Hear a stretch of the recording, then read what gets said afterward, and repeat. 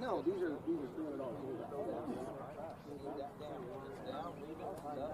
I didn't think that. Company pays for it. What? Went on a trip. I love mountain trees. I had a pair of those trees. No, I love it.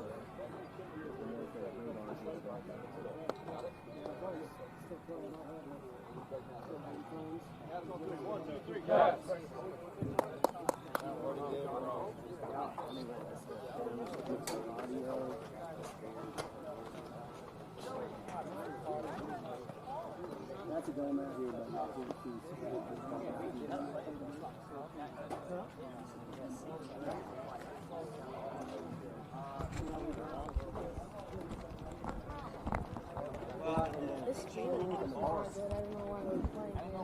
it's not a bad field.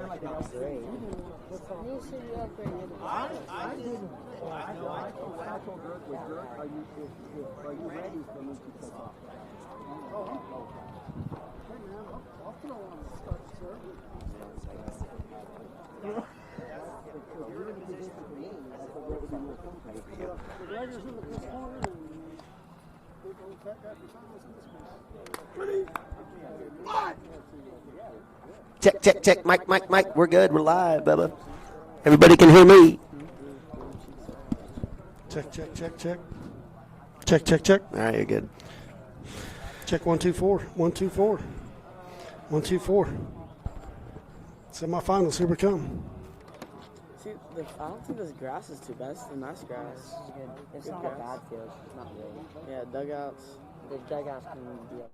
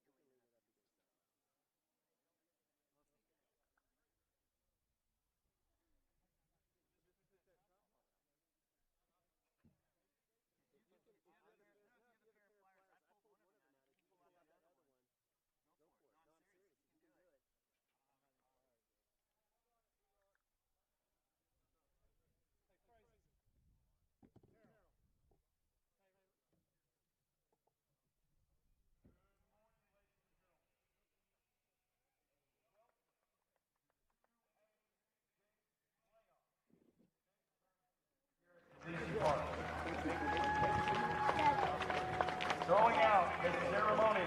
First pitch. Let's welcome one of our first responders, Deputy Police Chief of Oklahoma City, Mr. Bobby Tompkins.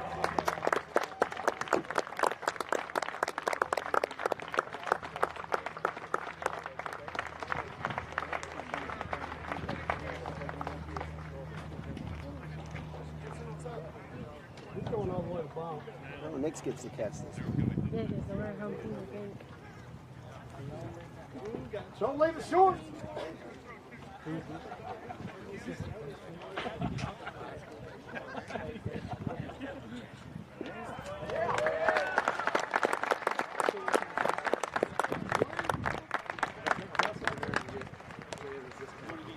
yeah.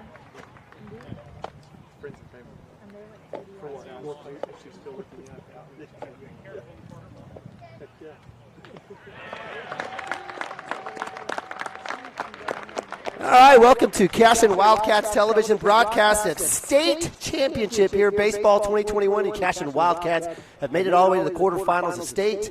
And we're here live for you here early in the morning to broadcast the Cashion Wildcats taking on the Silo Rebels here, live from DeLisi Park in Oklahoma City. Got my man Dirk Phipp in here, and it is an absolutely gorgeous morning, don't you think? Couldn't be any better. It's just not hot, not cold. It's just kind of the perfect day to go get a win. Go get a win, and that's the name of the game with this Cashion Wildcats, 27-6 on the season. Dropped that last game, a little tune-up game, the 4A Kingfisher, who's also going to state, one-run game. But Cashion Wildcats have done a great job this year, and definitely don't want to see this party end here anytime soon, as Cashion will have a chance to win, move on to play tomorrow at 11, and then finals on Saturday. It's a tough bracket. Tough bracket, and it doesn't get any tougher than starting off with perennial, historical all-star, all-power, all-state, everything in the Silo Rebels, coached up by your man, is it Billy Bowen? Billy Jack Bowen, yes. Yeah, I know that he's my man. Got to respect the guy, though. Heck yeah. Got to respect him. He's all-time leader in high school wins, and from the Bowen family. And Dad coached at Asher. I think he got 46 titles. His dad got 46 there at Merle. Anyway, we're not here to talk about those guys. We're here to talk about us. But that is who we're playing, so you got to talk about them a little bit. And, man, this is going to be fun. God, it's going to be fun. We got Branch on the mound, so going right out of the gate with our number one. It's a single elimination tournament, so you got to get the first one under your belt. And man, I feel good about this. A month ago, if you said, "Hey, you're going to play Silo first time and play us," I'd have went, I'm not sure. But these kids compete in everything they do, and they really don't know what it's like losing that much. And saying all that, you just talked about a tough bracket. Obviously, it's tough. I mean, top 8 teams in the class are here, Yep. and got to do all the little things. Field it well, and just the mental errors, be in the right place, do the right thing, and offensively get deep in the count. Like we always talk about that a lot. And I think they're throwing their number 3 kid at us. So we'll see. They don't have a kid like they had last year that's pitching at OU now. They got 3 good ones, but we've got 3 good ones too. So it's just a matter of being disciplined at the plate, and I think this kid spots up real well. In other words, he's going to throw a lot of strikes, and I'm very interested to see how he pitches the top of our lineup versus the bottom of our lineup. I know traditionally watching Silo, they like to kind of pitch backwards. In other words, start with the breaking stuff, top of the lineup, and the bottom of the lineup, they just like to go throw fastballs. And that may work some of the teams they've been playing, but you throw fastballs to the bottom of this lineup, we're going to put it in the trees out here, or put it in the gaps and do everything. So I feel good about that. We'll just see how that plays out. And they will also play a lot of small ball. They're going to bunt the ball and move runners and do all those little things. And so we can do the same. So I'm excited, and let's get this thing rocking and rolling. We're close to, as we have introductions to the Silo Rebels, we'll do introductions to the Cashion Wildcats. So we'll turn up the volume, let you hopefully catch the PA announcer.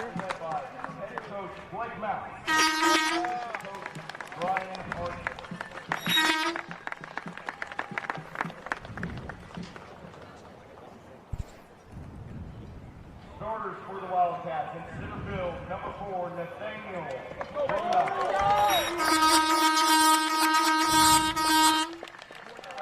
Number 13, Cooper Crazy.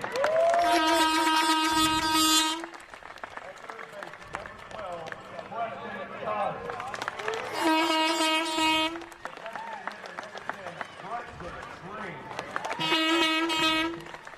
Behind the dish, number 24, Nick Nababi. Right field, number 1, Landon Lagat. At first base, number 3, Joey Wilson. Second base, number 23, Camden Maroney. Maroney. That would be great if you were, if that was real. Be a have the school colors in you last night, and then Pfeiffer. That's interesting. Hey, you got Nababi right. Yeah, imagine that. Number 9, number 9, Ben Harmon. Jackson Miller. Bobby. Garrett Eli. Hunter Gibson.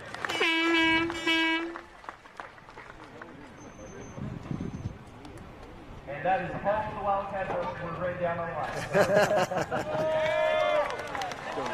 All right, so we'll get the rest of the freshmen and team out there. Certainly appreciate our PA guy. We'll have the Class 2A championship game umpire card. Paul Simon, Guy Cooper, Larry Foster. Paul Simon, Gary Fox, Cooper. So Gary Cooper? In honor of serving in our country's armed forces. And remain standing as we honor America with the playing of our national anthem.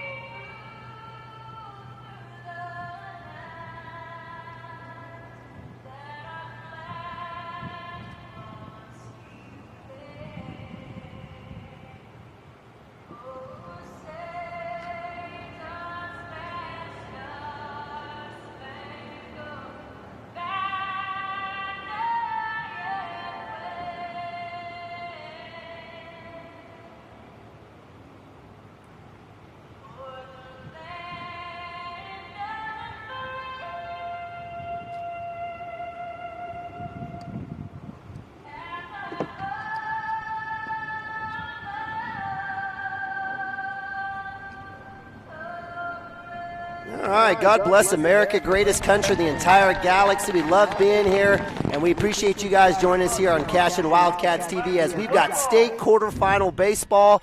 Chance to win a gold ball, and the Cashion Wildcats take their first step here in the quarters against the Silo Rebels. I'm Neiman Ababi. Joining me out here on the third base side, kind of an unusual side for us, is my man Dirk Fippen. And we've got the Cashion Wildcats ready to go with Hayden Branch on the bump. Cashion in their black tops. They're going black and whites today. Little AC/DC, I guess, back to black. So Men in black. Men in black. Absolutely love it. Coach Mounts, I'm not sure what his superstitious feelings are. We know baseball's got a ton of superstitions, but Cashion Wildcats looking good, looking for the win against the Silo Rebels, led by Coach Billy Jack Bowen. Got 9 million wins, a ton of state titles in blue tops, gray bottoms, and it's going to be a good one, Dirk. It's going to be a good one. All of that doesn't mean anything in terms of this game. Absolutely. It means a lot just for, just out of respect for their program and coach. But in terms of today, put all that in a suitcase and throw it in the ocean as far as I'm concerned. Cashion Wildcats, the home team today again. We've got Hayden Branch on the bump, Nick Nababi behind the dish, first base Joey Wilson, second Camden Maroney. Maroney, state runner-up in golf. Congrats to Maroney and the crew, Jake Wilkerson and those guys. We've got Cooper Frazee at short, Preston Cotter at third. In the outfield, working from left to right, we've got Gavin Fippen, Nathaniel Bronaugh, and my man Landon Lagasse. No surprise, Hayden Branch on the bump. I know you mentioned it earlier, but shouldn't be a surprise for us. No surprise. So key for him to get out of the gate early and spot up, throw strikes, and make these kids hit the ball and go deep. Go deep in this game as far as it can go. Take us as he won 115 pitches in the first round of regionals, or actually second round of regionals, because Bruno went the first one, and so we pitched it well up to this point, and got to continue that trend here if we want to play Saturday. How you doing, sir? Best of luck to you all. So we got a great crew. We always appreciate our umpires and officials. We can't do the game without them. Absolutely, we'll be more than happy to give you an unbiased opinion. So Field Ump coming over, letting us know that he's going to come over and ask for our help. We absolutely obliged. That was clearly a joke, but again, we can't do it without them, and we appreciate it. And super grateful to our administration, Sammy Jackson, Coach Hardaway, Coach Shackelford, for paying the fee to OSSAA so that we can provide this to you live, free of charge. It's a fantastic offering through Squirtle.tv and through Cashion and the Cashion administration. And so Dirk and I are very, very happy and very, very fortunate. We feel blessed to be out here on a beautiful, beautiful Thursday morning to bring this to you guys again free of charge at CashionWildcats.tv. So, Dirk, if you're Coach Mounts, what are the top two things you want to make sure on from offensive, defensive standpoint that we do here to get the win? Well, there's a lot of things, but, I'm curious to see how we react to, if there's any of those moments where things don't go our way, how are we going to react to that? I don't expect us to react any different. I think mentally these kids are used to winning, golly, in all the sports they've been in. We've been in state title games. We've been deep in playoffs. So, the moment I don't think will be too big, but how we react to those moments when they score a couple or we make an error and, just the strategy behind the game here, how Coach counters what Coach Bowen does and how Coach Bowen, same thing. That's going to be the interesting part of this one. And I expect a low-scoring game if we pitch it well, and I think they will. And typically that's what happens in the first round. So the little things here are what I'm really curious to see, the strategy and how this thing goes. And that's a good start there for Hayden Branch. And we have a unique spot here. We can't necessarily see the plate from left to right in terms of across, but we can certainly see the depth and the height across the knees. That's straight up. Pop up for leadoff. Kyle Porter, shortstop. Maroney. Frazee will call him off, and he'll make the catch for out number one. So leadoff, Kyle Porter, shortstop for the Silo Rebels, pops up to 6, and Cashion has their first out. Frazee making the basket catch right there. I'd like to see him get overhead with two hands there. Make me a little nervous, but, hey, 2-pitch out. That's good. So Chase Corbin, pitcher, starting pitcher for the Rebels, up to bat, 2-hole. And we got a great crowd out here. Both the Rebels and the Wildcats have showed out. We even see some alum out here for the Cashion Wildcats, former athletes. Pitch inside for ball one. I think you'll see this team be disciplined at the plate for sure. I mean, Coach Bone expects that, and these guys will get deep in the count if they can. And just curious to see what their approach is. Down low for ball two. So 2-0 for Branch. And, again, we've got this side angle. We got my man Brian Nababi, who took him out of school here to watch, doing a little camera work for us here, so thankfully we've got that. That'll be inside. Is that a strike? A strike? No, he called ball, so 3-0. So Branch coming inside. His ball sounds like a strike to me, and that looked like a strike. We'll get used to it here. Down the middle there for strike, so 3-1, so good comeback there for Branch. And as you mentioned, Again, getting deep in the count here is Chase Corbin, pitcher, working here. Let's see what Branch comes up for us here. Shot straight up, another fly ball. That one's going to go to Bronaugh. He loses his hat. He's got that flow, and that'll be out number 2 for the Cashion Wildcats as Nathaniel Bronaugh, can of corn out there in center field. I think you'll see them they'll fake bunt a little bit and slash, and talking to Coach, we may try to bait them into that a little bit with at third base here, just, playing in, playing out, and trying to maybe bait them into some bunting situations, and just try to give them, mix up the looks, basically is what I'm trying to say here with Cotter, and especially with runners on. So strike to third 3-hole hitter Easton Ford, first baseman.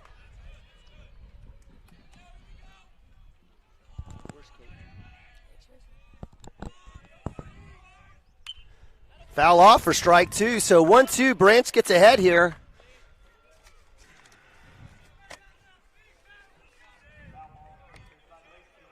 Again, Easton Ford, first baseman, definitely at the size of a first baseman.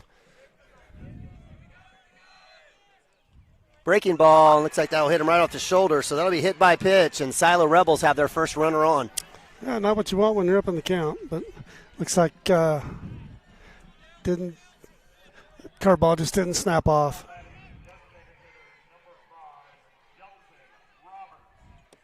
So Dalton Roberts, DH.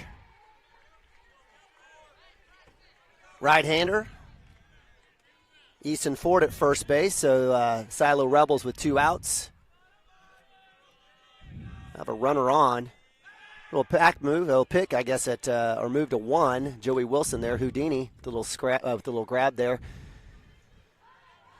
And always appreciate Hayden's work there to hold the runner. Doing his job. Up top for ball 1.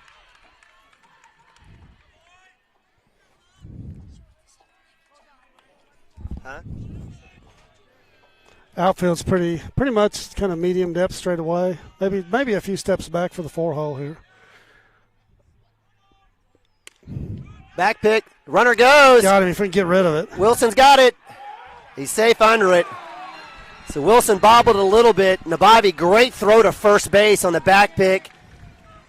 Ford had no chance but to go to 2 because he would have been clearly out. But the bobble at 1, late throw to 2, and he's able to come in under the tag. So that's one of those little things we're talking about. Now we got a runner in scoring position, and it's just got to execute. Got to execute everything. We don't have to be perfect to win this game by any means, but we need to play.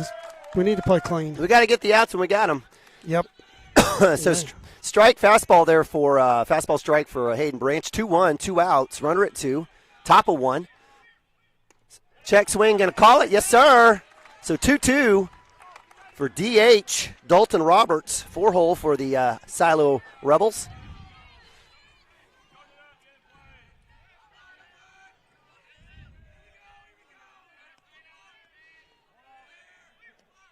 Breaking ball, shot straight up, right side. Wilson's got a chance in foul territory. Lots of room. And he's got it. So he's out number 3. So the Cashion Wildcats are able to strand 1 there for the Rebels, and they get out of that. Good start. And we'll move to bottom of 1 as the Cashion Wildcats hold the Rebels scoreless. We'll go to a timeout. Be right back on CWTV.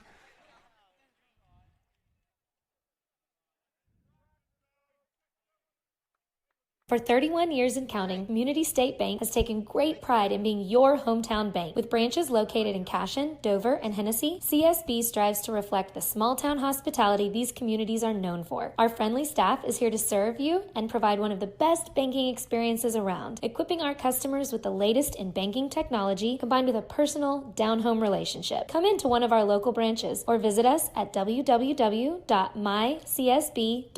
Community State Bank, small-town banking, the way it should be. Member FDIC. At Water Heater Man, we specialize in repairing and replacing all water heaters. We service the OKC Metro and surrounding towns with fast, reliable service. We keep our vans fully stocked with essential parts needed for basic repairs, and new tanks are always on the vans ready to go. We offer free estimates on all jobs with financing options available. We match manufacturer's warranty for all newly replaced water heaters. We'll get your water heater back up and running as fast as possible so you don't have to put your life on hold waiting for service. Give us a call today. 405-844-TANK. That's 405-844-8265. Go Wildcats!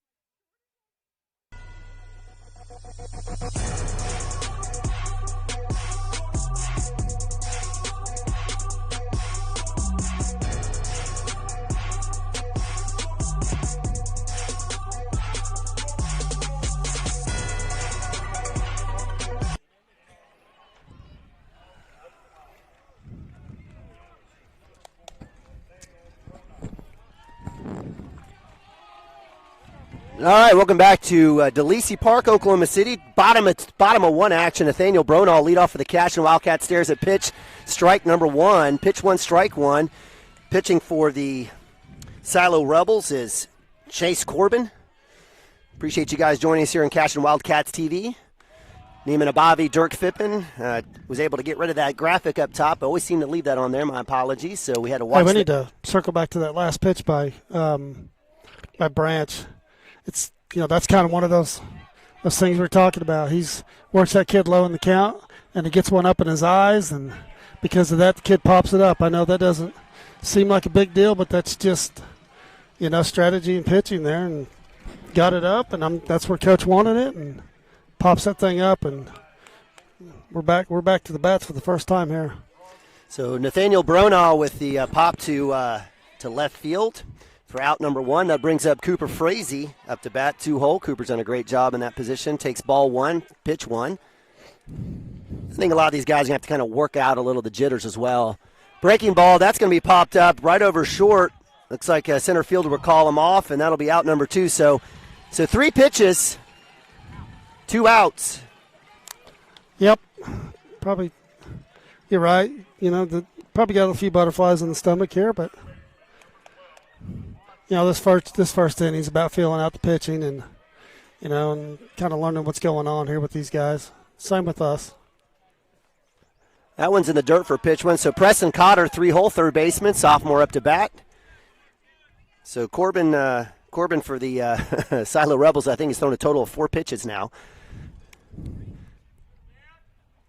Fastball right down the middle, actually just inside, so that'll be ball 2. So 2-0, that looked pretty.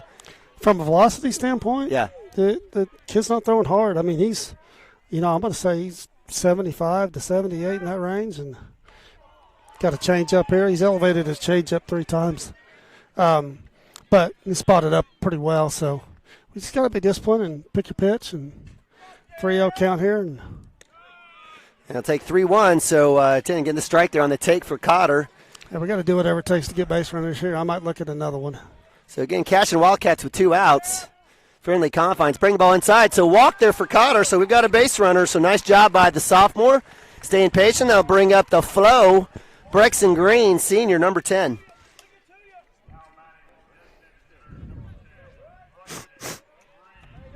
Again, appreciate you guys joining us here on Cashion Wildcats TV. I know a lot of you probably are stuck at work, but we got a ton of folks out here today.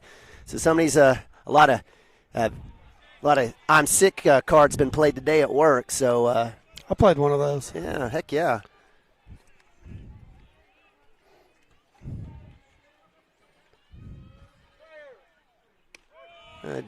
Brexton Green stares at fastball down the middle. So 1-1 for Brexton Green.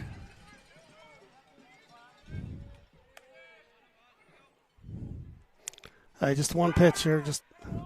I don't think Cotter's going to be going anywhere, so I don't anticipate a hit and run here. But with 2 outs here, it'd be nice to see Brexton just be patient here and pick out something that he can square up.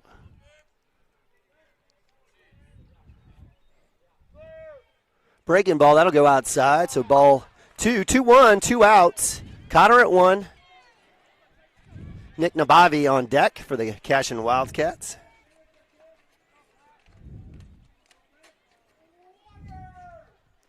Shot! Deep! That ball's got a chance. Deep! That's out of here. Home Run! Braxton Green quarterfinals, baby! 2-run shot by the Flow. Touch them all, number 10. How many outs are on the board? 2 outs.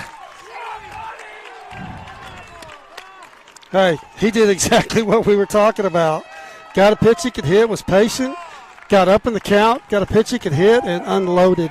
Hey, didn't get out of here by much, but it doesn't matter. He got out of here. Well, that's pretty deep out there, 365. Yeah, that's a big, by the way, we're 335 down the lines here. So down the lines are deep. It does kind of creep in, and the power alleys are fairly shallow, and dead center we're 365. So he hit that ball. That's probably, I'm guessing power alleys are about 355, and he hit it about 357. So Nick Nabavi Jr. up to bat, takes second pitch ball up high, so 2-0. Be interesting to see how Silo reacts to that. that. I totally agree. I was wondering how Corbin would react after giving up a 2-run shot, and give credit to Cotter with the walk. Inside, he'll take the strike there. So 2-1 for Nabavi. No pressure for him, just needs to get on base. Cashion Wildcats with 2 outs, just been deadly this whole season. Up top for ball 3, so 31 for Nabavi. Hey, I think again here I'm looking at one here if it's me. Got to do what we got to do to get base runners here, and unless it's just sweet. And that'll drop as he has a chance to bleed. Shortstop comes up on the little blooper to short, so that'll be out number 3. But not after Braxton Green with a monster mash over the left center field wall. He got off the back foot, and then just, man, he didn't look like he was trying to do too much with that. Nope. But it's, God, the kid's just so strong. Elevated that thing, and the wind today is it's coming across from kind of first to third. So I don't, unless it's a ball. Barely. Yeah, not much. And the only impact if the ball's hit maybe down the left field line, it could maybe help it a little bit. But so not much wind in play today at all, and it's the day's warming up, so ball could travel a little bit today. So the Cashion Wildcats were able to get 2 on the board on a 2-run home run by Braxton Green. Again, credit to Cotter getting that walk, keep the rally going there. And so the Cashion Wildcats are able to take the lead here. Can't say, hey, a solo home run's big, but a 2-run shot is, golly, that's a dagger just right out of the gate. But you said it. Cotter got deep in the count, got on base with 2 outs, did his job, and gave us a chance. So, good at bat by Braxton there, waiting for something he could hit and being selective. Heck yeah. So with that, Token Connery, center fielder for the Silo Rebels, will be up. It'll be 5, 6, 7. Connery, Connor Cordell, and Carter Parker for the Rebels. We were talking about their strategy for pitching, our bottom half of the lineup here. It'll be interesting to see what Coach does with their bottom of the half. I'm assuming these kids can hit up and down the lineup like we can, or they wouldn't be here. And that's just another part of the game here. I'm curious to see how that shakes out. Again, I cannot tell you how many folks are out here. It's actually a really warm day, and there's a ton of folks out here. It's fantastic. Got my family chiming in here. Little sis, and she's probably at work watching this thing. She's supposed to be working, but chiming in. Home run, baby. Love you, Val. Shot to short, Frazee. Glove, throw, it's in time. Yes, sir, out. Good work there by Frazee. Glove by the Houdini. Joey Wilson at 1, and it's out number 1 on first pitch there to Token Connery. Wasn't a token pitch. Nope. So 6-3 for out 1. Big shout out to the family out there, the Hammonds family in Newport, Rhode Island, watching. Got Jack and Nora, got Grandma watching. Appreciate you guys. If Branch hasn't got much up in the zone. Everything's been kind of down, and balls down in the zone create ground balls, and that's what we just had right there. First pitch ground ball. Love it. That'll go foul left side. I'll tell you what, where we're at, he's still a term football. You better have your head on the swivel. You might take a bite out of one right here. Yeah, I believe you've got a fast enough reflex to be able to catch that ball heading for my face. I know you do, Derek. I got you. Branch with the breaking ball gets him to swing. Nice Not job. as good as I once was, but maybe one time, right? Yeah, you and Toby Keith. That's exactly right. So Branch getting ahead, 1-2. Again, shout out to Doug Hammonds as well. Got them all. Got pictures, people watching on TV. Appreciate you guys joining us here on Cashion Wildcats TV. Again, breaking all sorts of records. Branch 1-2, 1 out. Tries another change-up breaking ball of sorts against Cordell. That one falls in the dirt, no swing. So 2-2. Got Mr. Broadbent checking in here. I don't know if Lane's here or not, but wouldn't be surprised. Baby! That is strike 3. Ring him up. Branch gets the backwards K against Cordell. And that's out number 2. That'll bring up Carter Parker, third baseman for the Silo Rebels. And we're going to have to go to a different scoreboard because we got all sorts of folks in front of our players. So we may change it up back to the old school, but that one's in the dirt. Nice block. Hey, there I'm by just a Button. pretty face standing here. You're the techie, geeky engineer here. Well, it's all right. We'll figure it out. About the only thing I can do is read it. We'll get it changed in between innings here. But, again, number 16, third baseman Carter Parker for the Rebels. Again, Branch keeping it down in the zone and doing a good job. So with 2 outs, 2-0 for Parker. Branch staying conservative here on the pitches. Hey, this is a big moment, big game, and we're up 2-0. And golly, it's got to do nothing but just help our kids catch their breath and slow the pulse down a little bit. And it's got to feel good. No one better than Brexton Green. The kid's seen it everywhere. Again, state champion in football, state champion in powerlifting. Seen a lot. Ball 4, so 4 straight balls there for Branch. And that'll send number 16, Carter Parker, to first base. That'll bring up Will Farr, second baseman, 8-hole hitter, as we're in the bottom of the lineup for the Silo Rebels. They'll be looking to move this kid, get him second, and get in scoring position here. Wouldn't be surprised if you see a little fake bunt action here. Even with 2 outs? Yeah, I mean, it's just, if anything, is a distraction. But Just to show, but not to actually have it. yeah, I think he'll just show maybe. Maybe not. Nice move to 1 there. Had a chance. Good job there by Branch and Wilson there. Got a Silo fan over there beating on a bucket. Yeah, you got a lot of Silo fans. You know they love their baseball. They got to. What else are they doing down there? Yeah, got a baseball. All right, a nice pitch there. First pitch against Parker. Strike, I apologize, Farr. Again, appreciate you guys joining us here on Cashion Wildcats TV.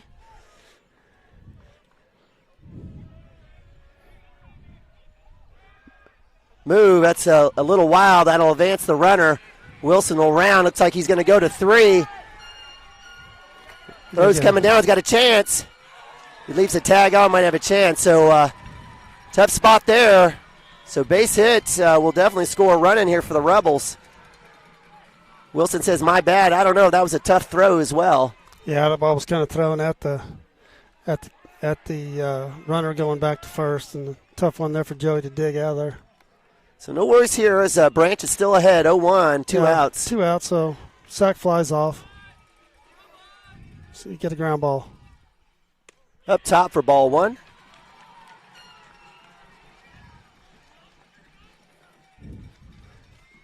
Hey, they'll squeeze too. He'll not afraid to squeeze or safety squeeze, and we got him. He got him! No! Absolutely not. Good work there by Namavi on the back pick. I think Coach Billy Jack should be counting his lucky stars because I didn't hear him talking, so his runner's able to get back. So good work there by the Cashion defense. Coming back in with the strike. So 2-2, 2 outs for Branch up against 8-hole hitter, second baseman Will Farr. We had a great view on that out right there. Unfortunately, I guess just missed it. Breaking ball. Had a chance. Looked good to me. So it'll be full count.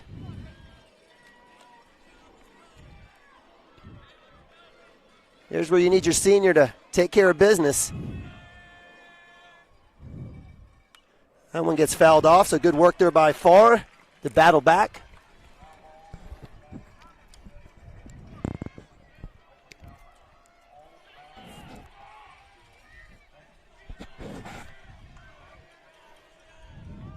Three balls, 2 strikes, 2 outs.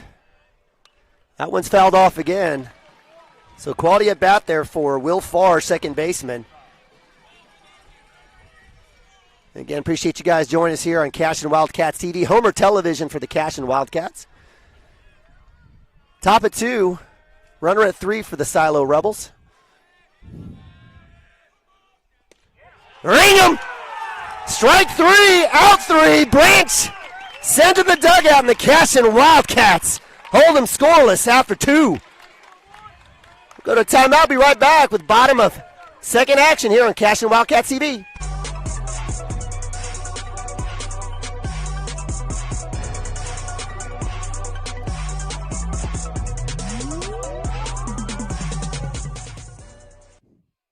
Billy's letting him do that.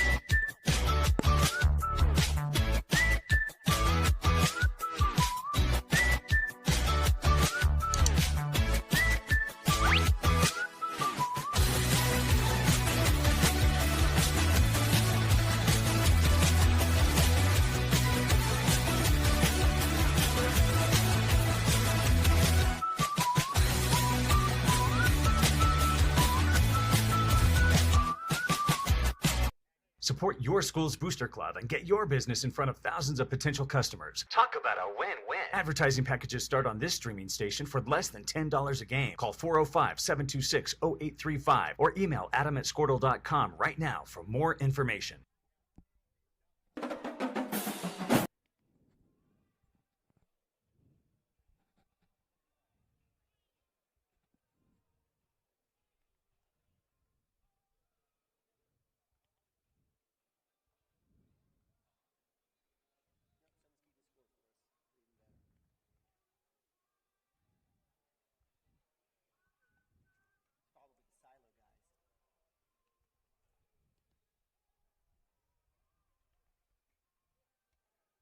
Looks like we got to change the pitcher already.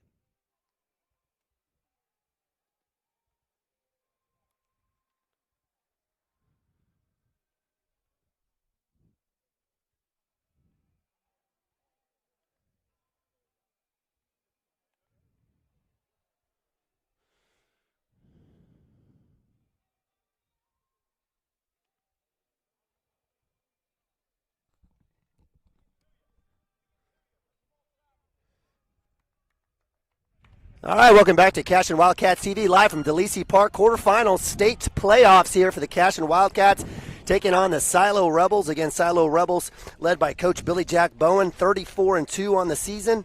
Had a phenomenal season, earned their way in by beating Quapaw in the Silo Regionals. Cashion Wildcats 27-6 with a win over Oklahoma Union. Facing off here, early first game here of the state tournament. So Coach Bowen's not wasting any time. He's got a center fielder in there and back up. So they've quickly made a pitching change, and there's no tomorrow if you lose. So he's not wasting any time with this kid's about the same velocity. He's going to spot it up. This is the kid that we were kind of hoping to see, really, because he's going to throw a ton of strikes, and at least he has up to this point. But either way. So up to bat is Landon Lagasse, takes first pitch strike. Takes second pitch foul, so 0-2 for Lagasse. He gets behind really quick. Here again, no outs leading off at bottom of 2. Cashion Wildcats up 2-0. Is that Togan Connery? Is that who that is? Pitching up top. 0-0. Yep, Togan Connery pitching for the Silo Rebels. So 1-2 for Lagasse. Breaking ball down low for ball 2.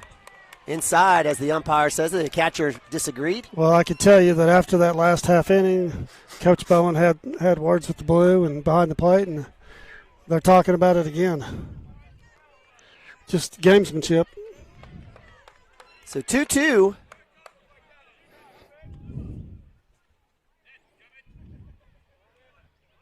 Lagasse calling time there. Nice work there.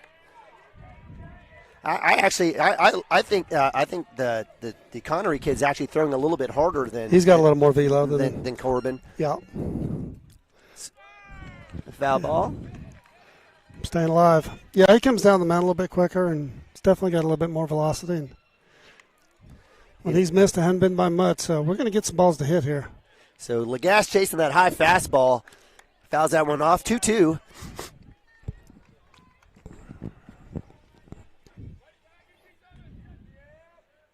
Breaking ball, swing and miss. So that'll be out number 1, strikeout. And that'll bring up Joey Wilson. Houdini. Joe's been hot. Had a fantastic district, fantastic regional, and hopefully he can stay hot. So Joey Wilson, 7-hole hitter, first baseman for the Cashion Wildcats. So there's a first pitch strike. So Connery doing a great job of getting out ahead of the count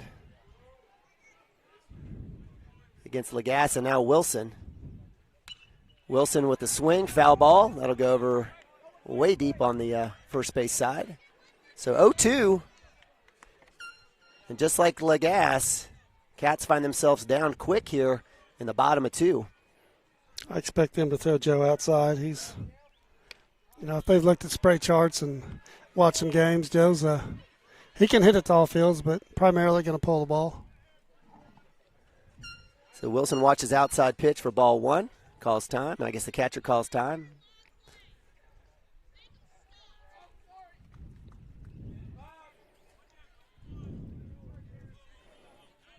Well, we got a lot of conversation here. Is Billy Jack Bowen, coach, coming out now to have a conversation? So catcher conversation. We hear some folks in the stands. No, he's not out there to talk to catcher. He's out there to talk to Blue.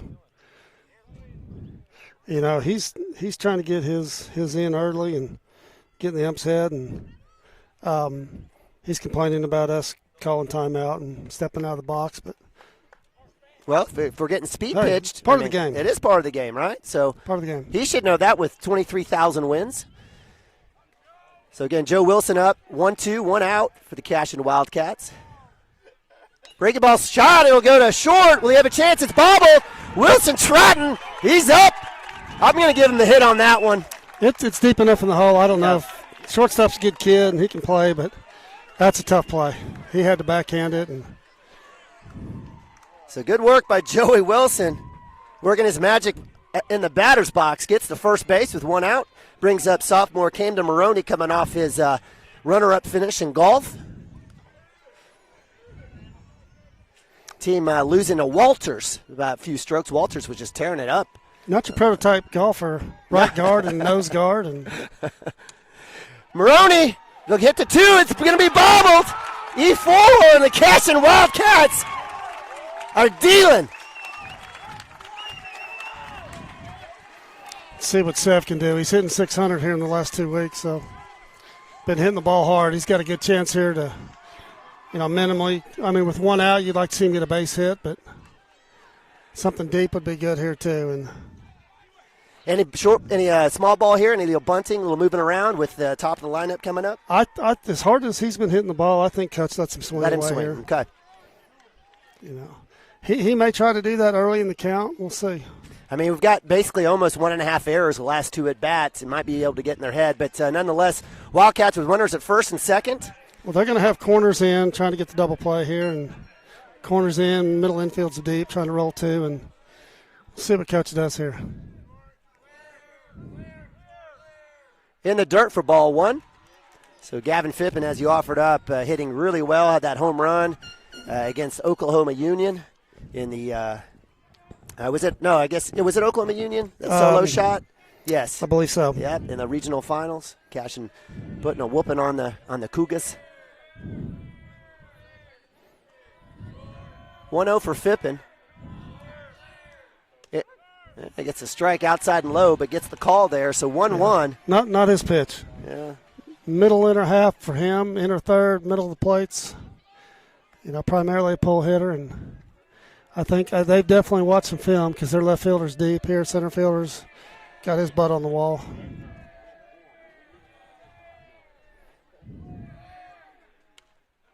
That one swung on, fouled off, so 1-2 for Phippen.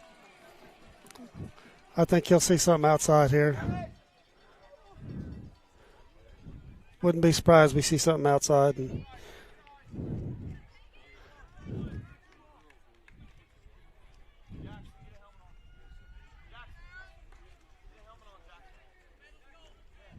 See if Guy can shorten up here with 2 strikes. And 2-strike hitting is what we need. So 1-2, bottom of 2, Cashion up 2-0. Wildcats got runners at first and second. Joey Wilson at 2, Camden Maroney on 1. Base hit will score Wilson. Breaking ball swung, dropped. First base is occupied, so that'll be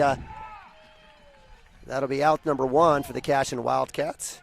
And good luck to the shortstop trying to work Joey Wilson off the bag. That ain't going to happen with your starting center. And that's the beauty of being able to play football.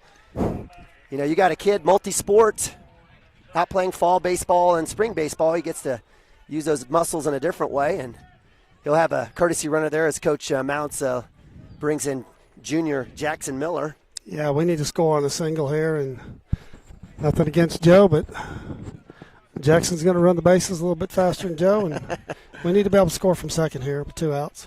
So 2 outs brings up natural leadoff Nathaniel Bronaugh, center fielder, senior for the Cashion Wildcats. They're also doing a little pitching for us. Runners at 1 and 2. Yeah. It's like Coach Bowen is getting that outside low pitch now to get called a strike, so 0-1. I expect to see a lot of that. I mean, we're primarily a pull hitting team except for your boy and maybe a couple others, so I expect to see a lot of that today.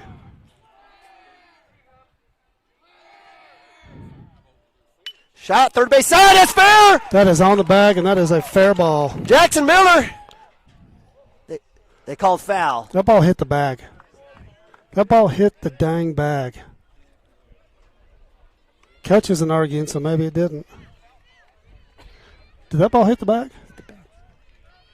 Hit the bag. What we thought was going to be a base hit scoring run. It looked like it. Maybe it didn't, but it looked like it would ricochet off the bag. So Nathaniel Bronaugh 0-2, 2 outs. Up top, outside for ball 1. So 1-2. That would have been a huge hit there for Bronaugh. Yeah, that scores Camden from third because that ball's going down the line to the fence.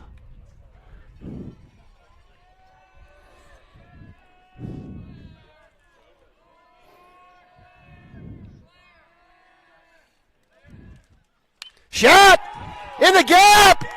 It's going to hit the wall. That's going to score 2. Maroney rounding third as Miller comes home. Maroney's going to have to get dirty. And it gets him out on the throw. Great relay and throw there by the shortstop to get Maroney at third. But that hit is able to score another run. That's the right call by Coach. You got to send him because that ball's on the fence and he's halfway to third. And you know you can see the kid's number. That's your cue to go. And I'd have sent him too because he's got to. I mean, that has to be a perfect relay, and they executed it pretty well. But put another one on the board. So the Cashion Wildcats on the double by Nathaniel Bronaugh, the senior, coming through, is able to get pinch runner Jackson Miller in. That was in for Joey Wilson. Well, here's the good news. We've been through the lineup one time, and we got 3 runs on the board. And, you know, if there was any butterflies, they're gone now. Our kids are feeling pretty good. So stay focused and stay engaged on every pitch, offensively and defensively. All right, we'll move to top of 3. We'll go to commercial. Be right back here on Cashion Wildcats TV.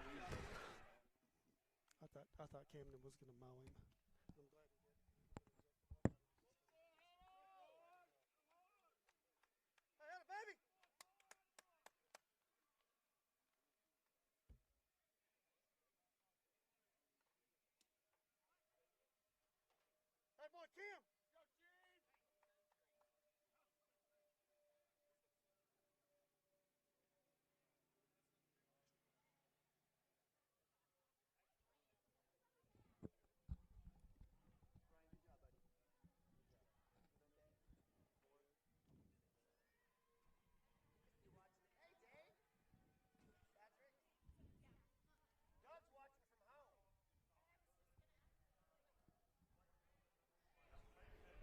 All right, welcome back to Cashion Wildcats TV live from Palmer Field in DeLacy Park, Oklahoma City. Quarterfinals, state championship here on the line.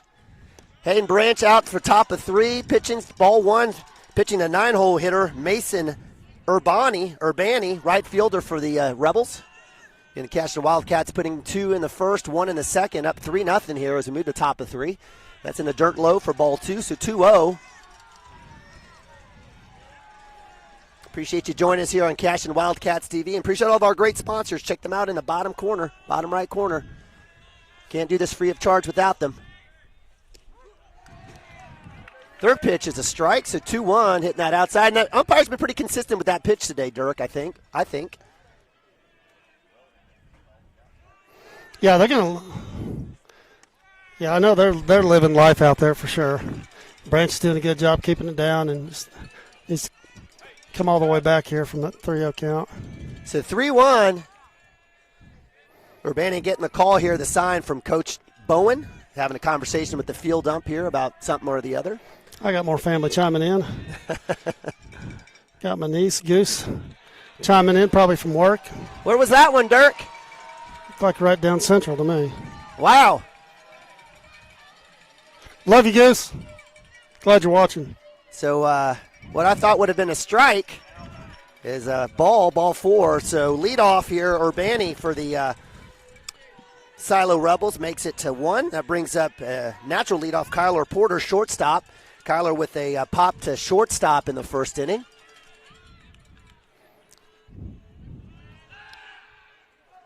Nice block by Wilson. Again, showing his football skills there, his toughness. Double play position here. See if we can't roll one up again. We've had a bunch of them this year. Yeah, love to see it. 4 or 5 in that regional tournament. Yep. 3 in one game, and Yep. pretty smooth up the middle. A nice pitch there. A little action there by Branch. Strike 1. So 0-1. No outs here again. Top of 4. Cashing up 3-0.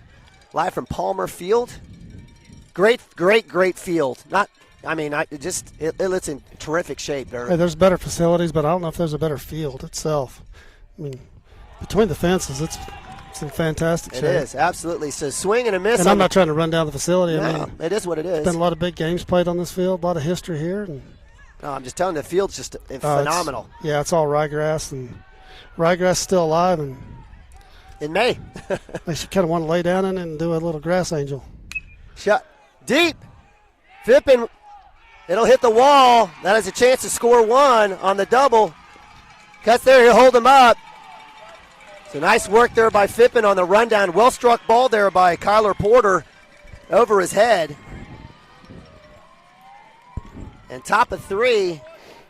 Well, Silo's got 2 runners on.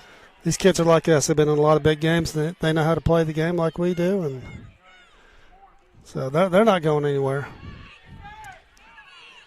So runners at second and third for the Rebels. No outs. That'll bring up 2-hole hitter Chase Corbin pitching, or was starting pitcher for the Rebels. He stares at first pitch strike. Nice job by Branch getting ahead. Well, the double play's off here, so we need a ground ball in the infield, maybe preferably back to the pitcher, and stop this kid's feet at third. And not sure where that was. It looked like he was right down the what. Unless Nick is lined up 2 feet outside the plate. He didn't move his glove. Not sure spot on that one, but nonetheless, that is ball 1. So the zone somehow shrinking in certain situations. Breaking ball. He'll ring that one. So he's been consistent on that outside corner. Yep. So 1-2, Branch getting ahead. Nothing better here than a strikeout. Up in the count, be nice to get him to chase here. In the dirt there for ball 1. So 2-2. Good block there by Nababi behind the dish.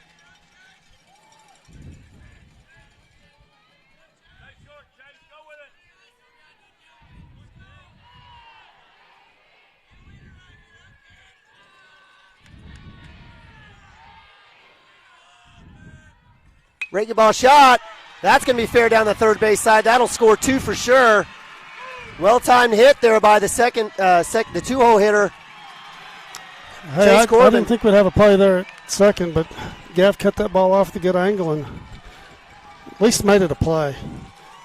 So with no outs. It's good to show the arms off, though. That way, Silo might be a little bit cautious when they're running the bases. And maybe, I don't know. It's a quarterfinal game, right? Let it all hang out here.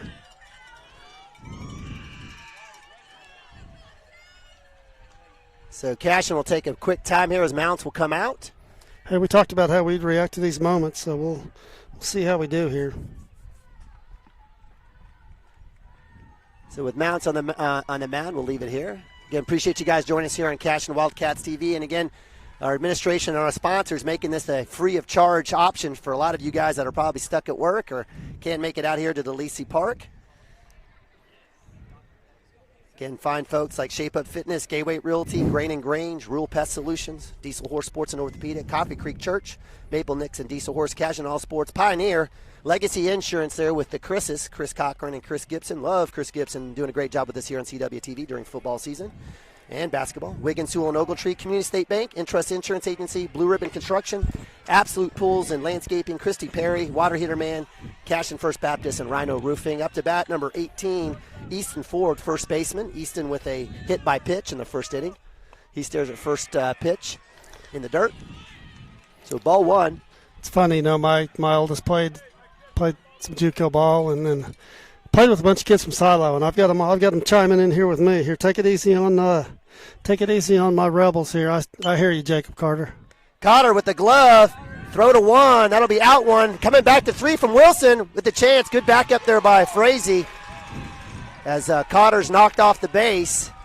But that'll be out number one as the hit is able to move over Kyler Porter to first. So fielder choice out number one brings up Dalton Roberts, full hole hitter, DH. With one out here at top of three. Keep the ball down the zone. We don't need a sac fly here. Keep it down, get a ground ball. Stop this kid's feet, and it's a big out. Big out with the runner on third. Hit shot to short. That'll score a run. Frazee with the glove and the out. And we have a tie ball game here as the Silo Rebels are able to manufacture and put up 3 runs here, top of 3. And leading out and bringing up Togan Connery, center fielder, 5-hole hitter for the Rebels. So top of the lineup doing great work here for the Silo Rebels.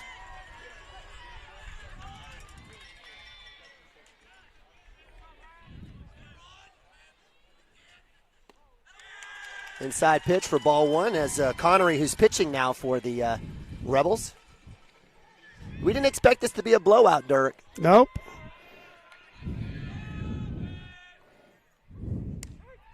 Fastball strike right down the middle for Branch, so 1-1.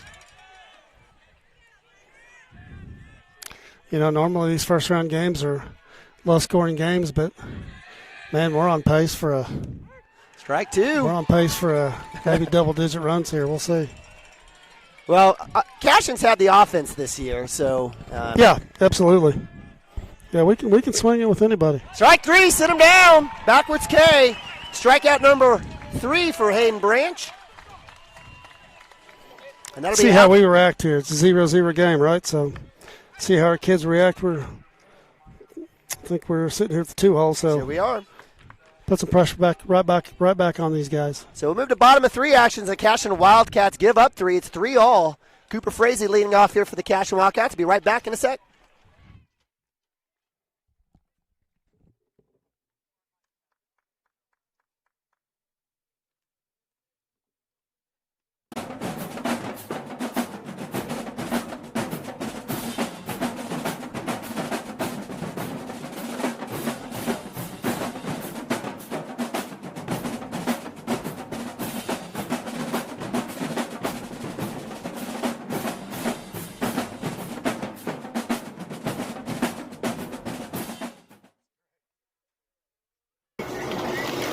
Storm season is coming, people, and your first choice for roofing needs should be Rhino Roofing.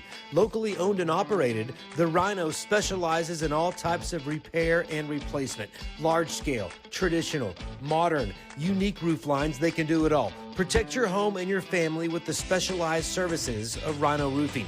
Visit our Facebook page today and make an appointment. Rhino Roofing is all the hype for any roof type.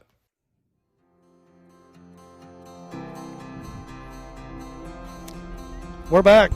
Nima's taking care of a little business here. We do have jobs. And he's doing a little work here, but got Cooper leading this inning off here. 2-hole hitter, see if he can be a lead off here. I'm Todd Miller, and this is Grain and Grange, the coolest furniture and the store pitch you've never heard of. Come see us. All right, so Ball's inside for ball one. Frazee stares at ball one there. Again, Frazee, Cotter, Green. Wiggins, Sewell, 2, and 3, 4 up Ogletree here in is the dedicated to bottom of 3 championing for the our Cashion clients Wildcats. with 3-3. complicated and Hey, we've been challenging talking about the locations. freshman all year. There We hasn't been pride any ourselves on a moment too proven big for track him. record And of success, kid's brought got forth ice in by his veins fierce for a freshman. litigation And skills. That's going to no be The pulse, lawyers and that's staff going to. of our firm are dedicated Great to job by the effective shortstop and there. Good read by the shortstop. representation. Kyler Porter Every client turning his entrusts our hips, service. running back, making the play. Uncompromising So on the integrity, bleeder out to left unparalleled field. results. Call Wiggins, Frazee's Sewell, out. and Ogletree. 405-232-1211. Got the two bombers coming up here. Murderers Row. These two kids. Gateway Be interesting to see Realty how is a they. mother-daughter team that has a heart for small-town We'll life. see what Both it Anita looks and like when Kelly Brex were comes born up and how raised they in pitch in Cashion here. and are But still raising their families here. Their family homesteaded Cotter in reaching Cashion on a in walk in the 1908 first and inning, it's been scored a home run. ever since. Anita and He'll Kelly hit know that one this ball. town, That's going to be a dribble love to this short. town, and would love First to help make pitch, that's this going to be a your throw home to too. one, and that'll be For out number friendly 2. face and trustworthy yeah, I knowledge, got call fisted these on the hometown inside pitch girls there. And at 405 didn't quite get his hands inside the ball there. Go Wildcats! Well, here we go. So This will be Passion interesting FBC's at bat here, church how they seeking to pitch grow in Braxton. Christ and our love for the body of Christ. After hitting With one out in ministries the from first children inning to here, I don't youth expect to him to see adults, much to we hit. strive to If present he the gets something to gospel hit, it's going to be a in an mistake, in engaging my and meaningful opinion. way. So Sunday Cashion school with meets 2 at outs. 9:45 a.m. Yeah, and I'd worship like to see starts them at hang 11 one a.m. right out of a plate and make that Children and mistake youth meet here. on Wednesdays at 6 p.m. Comes back Check our inside for website strike at one. CashionFBC.org for more information, and we hope to see you So this Braxton Sunday. Green with a home run, Located a 2-run half shot mile there in east the of first Cashion. inning. Got Cashion on the board first. In the dirt. Absolute Down low. Pools, Lawns, and Landscape is not your ordinary pool builder. From traditional to exotic and anything in between, our staff offers paramount You know, quality and I service appreciate through the Silo, but entire I've never design seen a and build team complain process. about every We single provide play as service much to as the I entire have. So OKC maybe it's metro worked and for them in their surrounding history. towns. So relax, knowing our team But is appreciate you guys joining us here in Cashion Wildcat TV. TV. Homer Television. Shot to third. That'll go right in the glove of the third baseman. Well struck ball. A little bad luck there, and the Cashion Wildcats go down 1-2-3. Hey, it's a hard hit baseball. Just one of those attaballs. So line out to 5. That's out 3. And Bobby left on deck as we move to top of 4. We're right back on Cashion Wildcat TV, and we've actually been in.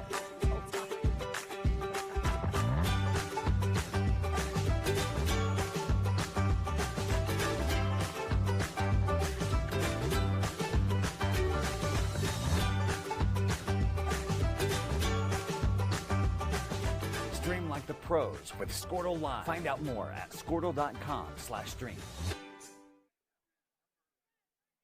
Dr. Matt Dieselhorst at Dieselhorst Sports and Orthopedics can help you get game day ready. Dr. Dieselhorst works with athletes of all ages, taking a coordinated approach to accelerate return to play and maximize athletic performance. His work with pros in sports training, injury prevention, bracing, functional rehabilitation, and imaging works seamlessly with his medical and surgical expertise. Get started by going to Dieselhorst Sports and Orthopedics. Let Dr. Matt Dieselhorst get you back on the field, backing all Oklahoma athletes on the field and off.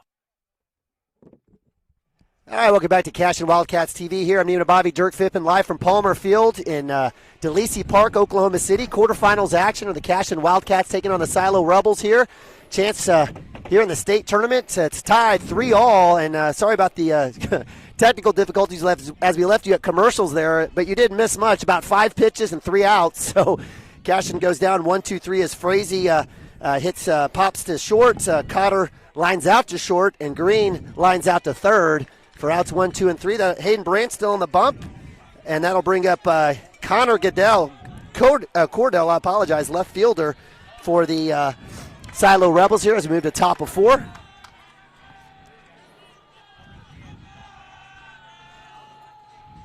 Shot to short, Frazee with the glove, throw to Wilson in time. That's out number 1. So the Cashion Wildcats, again, we haven't seen a whole lot of pitches today. It's been a lot of swinging.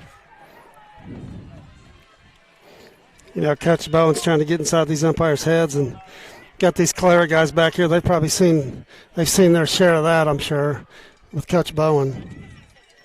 They're back here chiming in too. They know how he likes to work the blue. That ball is gonna just. Ball had a ton of English on it. Ball hit right at Joe with just a ton of English and spun off to his right, and that's a tough one. It might have hit the edge of that grass, but either way, that's a tough one, hit right at him. So Carter Parker, third baseman, is able to reach on a loop-de-loop. I think Play Dump's going to come over, have a conversation. Not sure with who or why. 6'4". We've already got a switch at the plate there as Will Farr has been replaced by number 6. We'll get his name here, Yeah. Xander Marshall. Yeah, you know what that means, right? A little bunty, runny. That's what I'd expect. So short game, small game coming into play here for Coach Billy Jack Bowen. 9 million wins.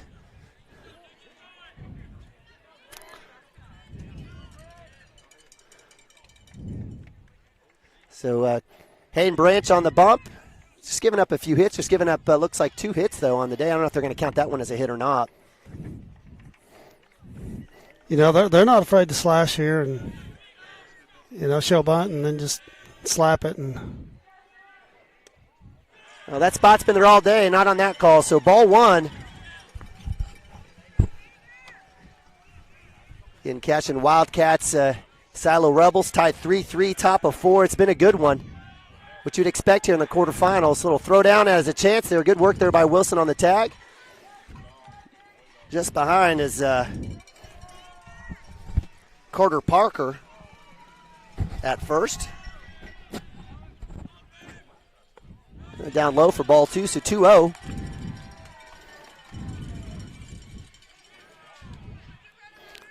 yeah, I think you'll see another pitch here before he gets. I mean, he's up in the count. He probably gets something to hit here, but 2-0. Ooh, good try there. Branch was just a little off. Wilson looking a little Houdini. Silo Rebel wanted no part of that. He gave him a little fake. Said, I got you. 2 balls, no strikes. 1 out here. Top of 4. Branch right down the middle. The strike. Wilson with the block there on the back pick by Nabavi. Keeping the runner honest. So 2-1. Appreciate you again joining us here on Cashion Wildcats TV. It's a good job by Joe. Just eating that ball, making sure it doesn't get into right field. Take a bite out of it, kid. So good spot there, 2-2. So, again, number 6, Xander Marshall checking in. Is stared at 4 pitches, 2 balls and 2 strikes.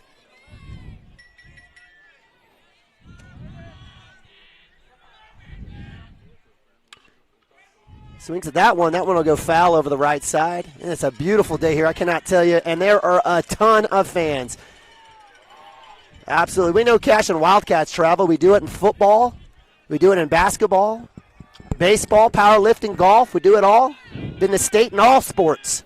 It's been a good year for the Cashion Wildcats. Hoping the Cats can keep it going. Fastball. That one's fouled off again. So good work there by Xander Marshall. Staying alive.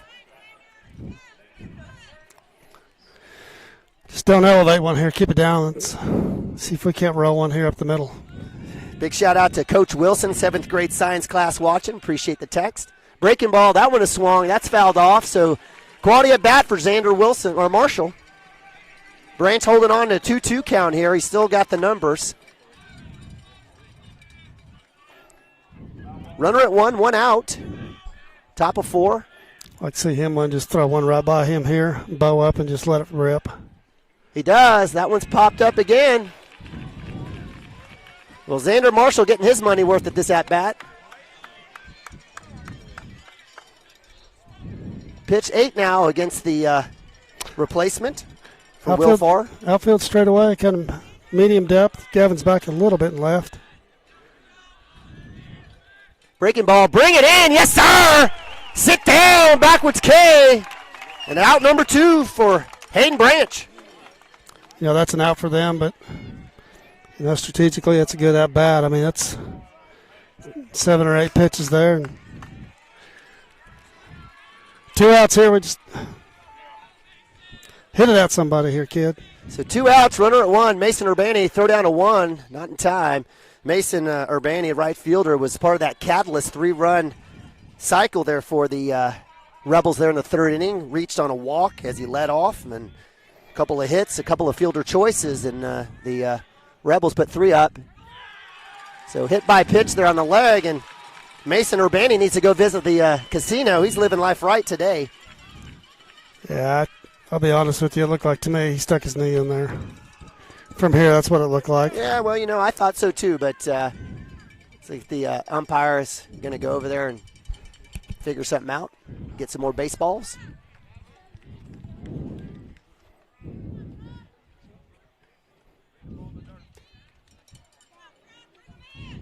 So runners at first and second, 2 outs.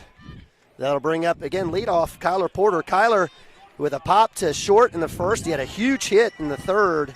Yeah, Gavin's got his butt against the fence this time. 2 outs, play him deep, might as well. He's got enough speed to cover that part of the field. But, yeah, last time this kid pulled and hit the ball well. So Cashion with a force at first, second, or third. Looking for the short bag, easy out. Fastball. A little bit in. It's a good pitch. I would have, I like the glove work there by Nabavi. I would have called strike on that one. So 1-0.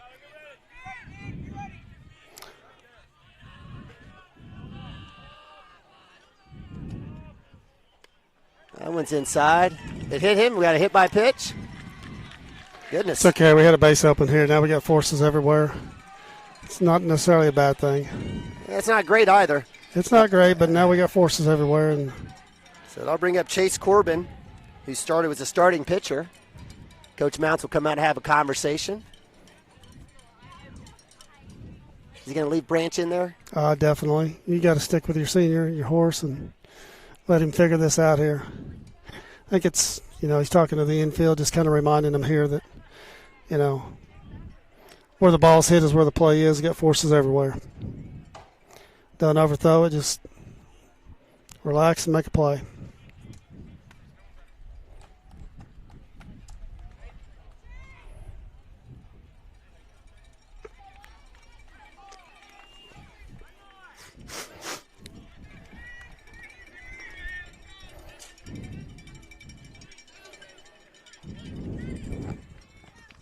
All right, so Cashion Wildcats with 2 outs, bases loaded. Hayden Branch, no one better. Number 22, Chase Corbin, 2-hole hitter for the Silo Rebels. Needless to say, it's a big out. Bases are jacked. And bunt. That'll go foul. Someone go grab it. Yeah, see, they're not afraid to squeeze any time. So in that situation right there, is the play at 1 or back at third, or the force at home would have been tough. I think, yeah, if Nick's able to field that, he can't. There's no way he can get back to the plate. He's got to go to 1 there. Okay. So great play there. Nice try. Just missed there by Chase Corbin. Hey, if he wants to bunt it back to the pitcher, be okay with that. All right. Oh, outside. That's been a strike today. So 1-1. It's the biggest out of the game so far. Heck yeah. Shot. That'll get through the gap. That'll score 2. Bronaugh coming up, going home. Got a chance. Throws off the line, up the first base line a little bit. So timely hitting by the Silo Rebels in inning 3 and 4. That drives in 2 more runs, and they've got their first lead of the game, 5-3. So that'll bring up Easton Ford, first baseman, who's had it reach on hit by pitch in the first, fielder's choice in the third for the out. Runner at 2 and 3 for the Silo Rebels, and they're not done, so it'll be up to Hayden Branch and the Cashion defense to kind of figure this out.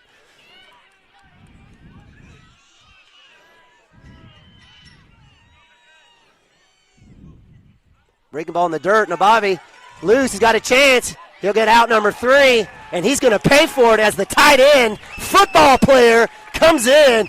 Can't mess with him. Number 10 says, huh? Great job there by Nabavi on the bounce, getting the ball in the dirt.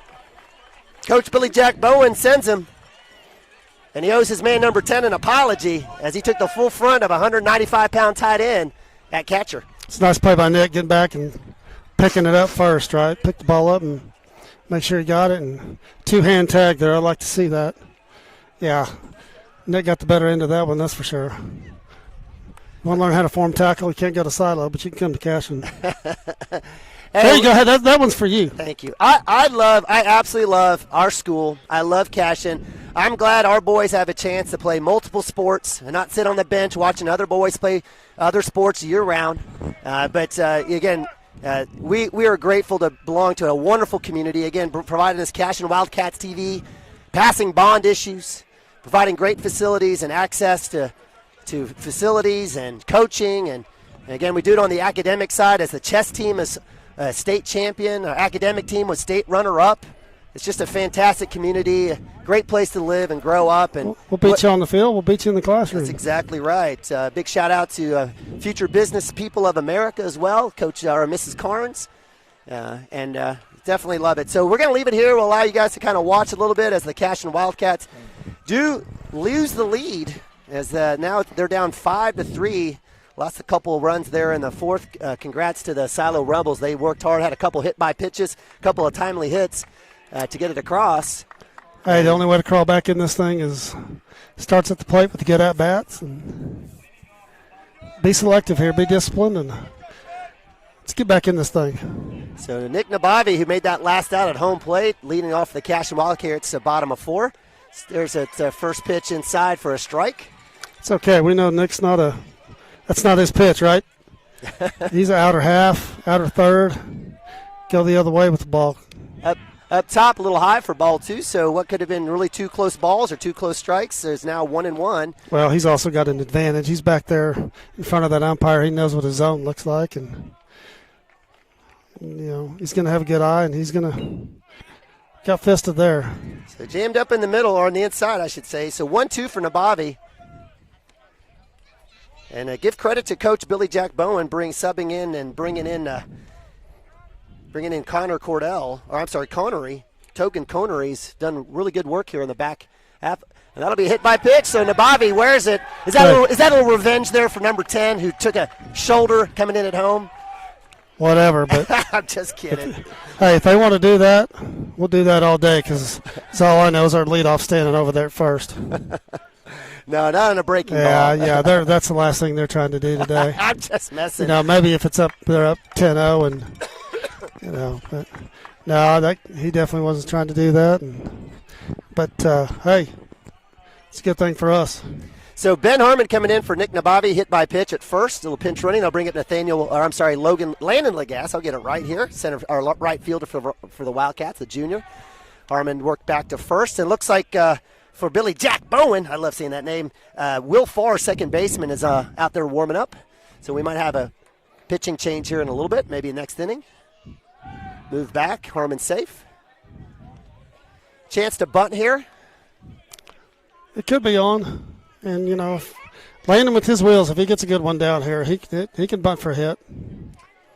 He'll show it. He'll run down the first base side. That'll advance. Wilson, that'll be out one. I'm sorry, not Wilson, Harmon. And that'll bring good bunt. So Lagasse doing his work as Harmon's safe at second now. That's good bunt. And that'll bring up Joey Wilson, who had a hit and a run in the second inning. Sit here in scoring position and one hit. Base hit scores a run here. So Coach Bone going out there talking a little strategy, reminders to his pitching staff and to his team. We'll leave it here. This conversation's about location to Joey. I promise you. This is not about anything other than how we're going to pitch him. Got a great text here from Coach Wood. Yes, linebacker Nick Nabavi as well. We love Nick at middle linebacker. You talked about form tackling. Nick had that heads-up tackling, heads up, came down with the shoulder. We love you, Coach Wood. Great defense. Best defensive coach in the state, regardless of class, in my opinion. And it's not humble. You can't argue that. Not humble. When you shut down the Pawhuska Huskies the way the Cashion Wildcat did in the in the semifinals, I'm not sure anybody else in the state could have been able to do that. And you run off 16 straight games and no losses there, then you're obviously playing some defense. Breaking ball up, first pitch. That'll drop in for strike one. So Wilson up to bat. Got good wheels a second with Ben running for Nick here. So even a short single, Ben can score on that.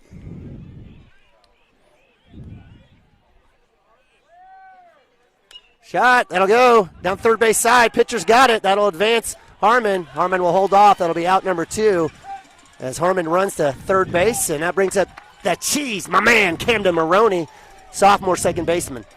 Joe put a good swing on it. Just got on top of the ball just a little too much. And nice play by the pitcher. So Maroney reaching on E4 in the second inning, but no one better. Cam's been fantastic, definitely with 2 outs as well this season. Hitting the baseball a long ways, hitting the golf ball even further. So Cashion with a runner at 3, Ben Harmon, quarterback, outfielder, pitcher for the Cashion Wildcats, looking to get one more run to cut into the Silo lead. Breaking ball squared.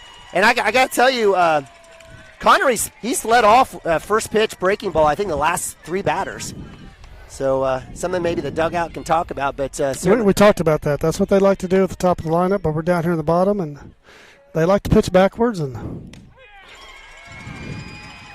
so I don't disagree with you, Camden. I read lips there, and he said outside. It was low outside. So that'll be 0-2 for Maroney, as he's going to have to basically shorten up and get him a piece here. Hopefully that'll be can spread out and choke up here and up top for ball 1. Get this ball in play and make him get you out here. Hey, no one better than Camden Maroney. That kid is an absolute beast, an athlete, a competitor. Coming back with a second place finish in the golf state tournament this last couple days. Congrats to the Cashion golf team. Swing and a miss up top. That'll be strike 3. So Cashion strands 1, not able to cut in that 5-3 lead. We'll move to top of 5. Cashion 3, Silo 5. Christy Perry is a Cashion-based attorney providing clients in Oklahoma with trusted, experienced legal counsel regarding wills and trusts, bankruptcy, and other areas of law. Flexible scheduling is available to discuss your options, and your first consultation is free. If you need assistance regarding a legal matter, call your local Oklahoma licensed attorney, Christy Perry, at 918-373-0882.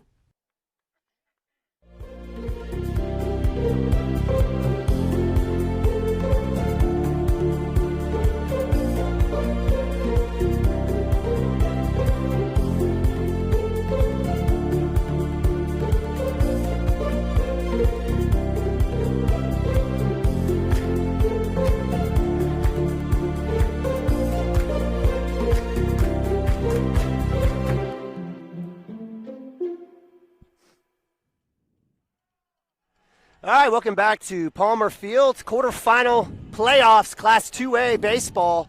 Thanks for joining us here. It's been a good one as the Cashion Wildcats taking on the Silo Rebels, traditional powerhouse baseball team led by Coach Billy Jack Bowen. Bigger school, bigger program. It's Cashion Wildcats doing their work as well, making the quarterfinals with a win over the Oklahoma Union Cougars. Find themselves down here, though. Had an early lead, 3-0. But the Silo Rebels in the third and the fourth, putting up 3 and 2, have taken the lead 5-3, 4 hits. And Hayden Branch on the bump here, taking on number 18, Easton Ford, who was left at plate with a base running error and the out by Nick Nabavi at home. First pitch breaking ball for strike. Nice job there by Hayden. Again, I'm Neiman Nabavi, Dirk Fippen here. Appreciate you guys joining us here on this free broadcast of the Cashion Wildcats TV Spring 2021 Baseball. That was in the dirt, a little low there for ball 1. So 1-1.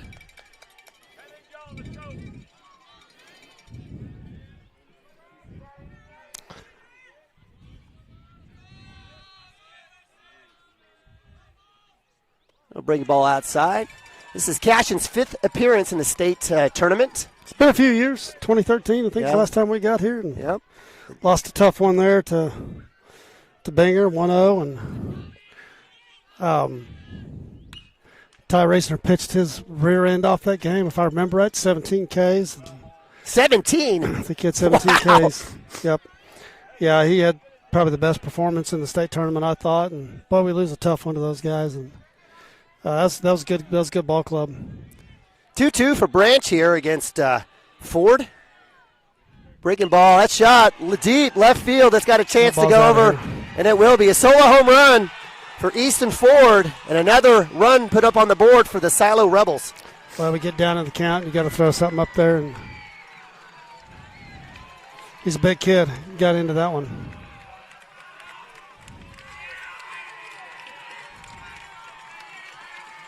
So Branch giving up the home run. That'll be run number 6 here for the Silo Rebels. No outs. And that'll bring up Dalton Roberts, DH.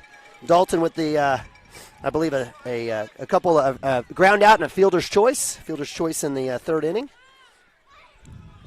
So if you're Mounts, how far do you go with Branch in this situation? We'll see how this at-bat goes here. And I don't see anybody warming up. If he's able to get up in the count, no, I think, his replacement's going to come from left field or shortstop most likely. So, yes, that's good. See him come right back. Get up in the count. He got down in the count last time and had to throw something up there and kind of paid for that one. Strike 2, so nice work there by Branch coming back. Coming right back and getting after it. That a boy. See what we do here. Something close, but see if we can get the kid to chase. Yeah, and he does. Hits that one foul, right side, first base side. I'll give a shout out to my man Travis Estes. Just got married, and he may be tuning in here. He's an old Silo Rebel himself. Not that I'm cheering for these guys because I'm not. I'm hoping we just run it up them. But either way, congratulations, Travis. So ball 1 there, 1-2. Branch still ahead against number 5 DH Dalton Roberts, 4-hole hitter. Good location. That's okay. You're up in the count. Make a chase. It's a good spot. So 2-2.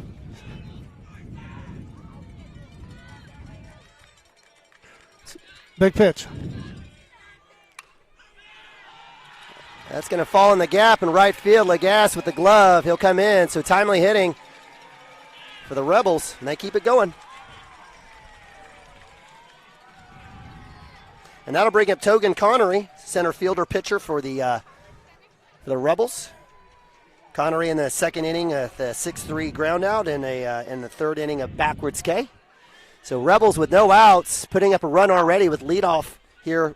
Easton Ford in the top of 5 with a home run, solo home run. Inside pitch for ball 1. Hey, you want to show bunt? We'll come inside. Not afraid to do that. Nothing wrong with that. I would expect them to do the same thing here again.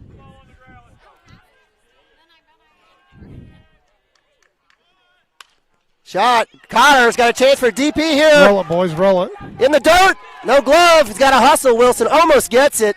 Nice glove there by Maroney. Had to make that quick turn without a step with the throw.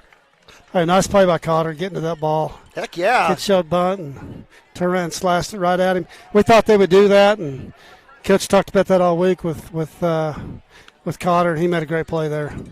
Gave us a chance at the double play, and that's one you think Joe would dig. He's dug those all year, but, man, you got to give him a break. He's been so good. And that's it, but no! Tag was there. Should have been an out. Well, one thing about this game, we got 3 umpires here, and we got guys standing right there 10 feet away from him, and he blew that one, frankly. I mean, I don't – Branch has been their first pitch every time. If I'm an umpire, I should be expecting that. And Coach Mounts has every right to go over there. That was an out, no doubt. Yeah, he's 10 feet away from it. We got 3 umpires in this game for that exact reason, for those close plays. And, yeah, that can't be perfect, but that was, I'm 85 feet away here. No, we had the angle. Doesn't matter. You can see when the tag's down, unless he had a fingernail on that 6 feet tall. I got 52-year-old eyes, and I can see that one from here. That's a tough break for the Cashion Wildcats, trying to figure something out. Coach Bowen now going over there to talk to the first base coach. Heck, why not? He's going to tell him, hey, great job, nice work. I got 23,000 wins. Look at me. So, no, he's talking about Branch potentially not coming set on the block here, and that's not the case. Coach Bowen's just again playing a little bit of gamesmanship with these Blues. I'd tell him to get his rear end in the dugout or get back over here to third base. So with 1 out, you got Joey Wilson coming over to give Branch a little secret sauce here. So Cashion Wildcats giving up 1 run already here in the 5th. Got a runner at 1 out. Up to bat is Connor Cordell. Left fielder. Connor with a backwards K and a ground out, 6-3 ground out in the 4th inning. Fastball, strike. Nice call there by the umpire.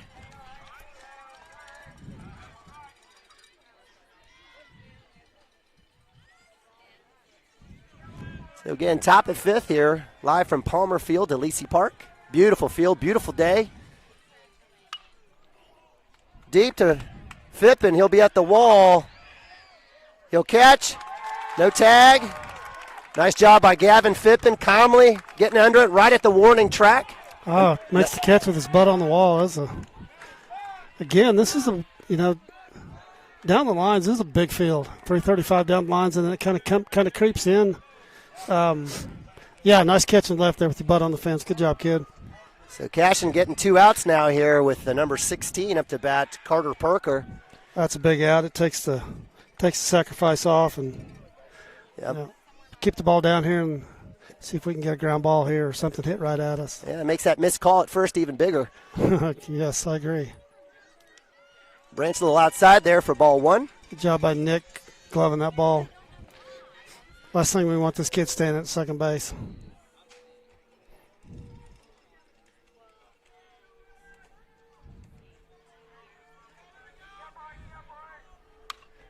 That one's back to Phippen again. Phippen on the wall, and he'll make another out. It's almost the exact same spot. Same spot. Gavin Phippen with out number 3, and the Cashion Wildcats do give up 1 on a solo home run, but able to get the next 4, 3 out of 4, I apologize. And they try to cut into that 6-3 lead here by the Silo Rebels. We'll come back in a sec. At Maples Nixon Diesel Horse, we've helped a lot of people, and our goal was to treat each and every person like a friend. And as a friend, we've got your back always. We understand what you're going through. Being lawyers is what we do, but it's not all that we are. We care. We'll stand beside you throughout the entire legal process, not just as lawyers, but as your friends. We are Maples Nixon Diesel Horse, and we are here to help.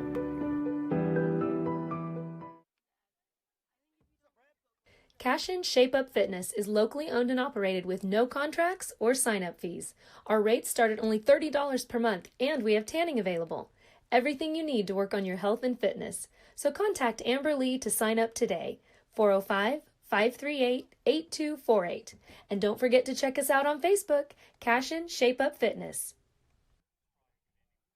Have a pest problem? Call Rural Pest Solutions today. We offer as-needed services as well as a variety of treatment schedules. We're family-owned and operated, and we specialize in treating life's smallest problems: spiders, ants, roaches, termites, mice, and more. For both residential and commercial, we're ready to solve your pest problems today.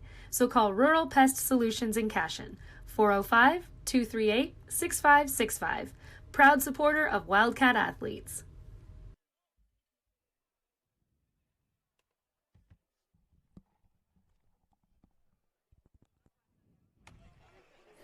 All right, welcome back to Cashion Wildcats TV production broadcast of Cashion Wildcat Baseball 2021. I'm Nina Bobby, Dirk Phippen here from beautiful Palmer Field in northwest Oklahoma City at DeLisi Park. It's a gorgeous day, and it's been a pretty good game here as we'd expect. The Silo Rebels and the Cashion Wildcats dealing. It's the Rebels that are up 6-3 here, putting up 3 in the third, 2 in the fourth, and 1 in the fifth. Cashion Wildcats doing their damage in the first and second and find themselves as the home team trying to work back here. But no one better here than Gavin Phippen, who made the last 2 outs for the Cashion Wildcats, up to bat as we move to bottom of 5. Hey, we've played clean. We talked about that. We've done that, and just at this point been out hit just a little bit. Got a lot of baseball to play yet. Phippen, he's going to hit that one first pitch. That one's going to go deep, and that'll go center field for out number 1. I guess if there's any complaint for me today would be the fact that we have not been patient. I don't know if Coach has said just be aggressive at the plate and take what you got, but we haven't been seeing a whole lot of pitches here today. Well, leading off right there, you'd like to see some, but he got one right down central and put good wood on it. Yeah, he did. Hit it 360 feet. So that'll bring up Nathaniel Bronaugh. Nathaniel stares at first pitch, a little outside for ball 1 and low. So I heard Coach is talking to Gavin. Gavin's going to move to short, which means Cooper's going to come in and relieve Branch, and probably not a bad idea. It's not that, this team can hit, and that'll give him a little bit of a different look with Cooper over the top. Heck yeah, well, we're down to last few innings here, so Cashion's got 9 more outs. They got to cut into this lead and got to hold them. Again, starts with good at-bats and see if Nathaniel can get this thing going. There's a ball 3, so 3-0. Get up on the plate here, make it tough on him. This most likely will be a fastball right down the middle. Shows bunt. Still takes strike. Look, I was inside. So 3-1.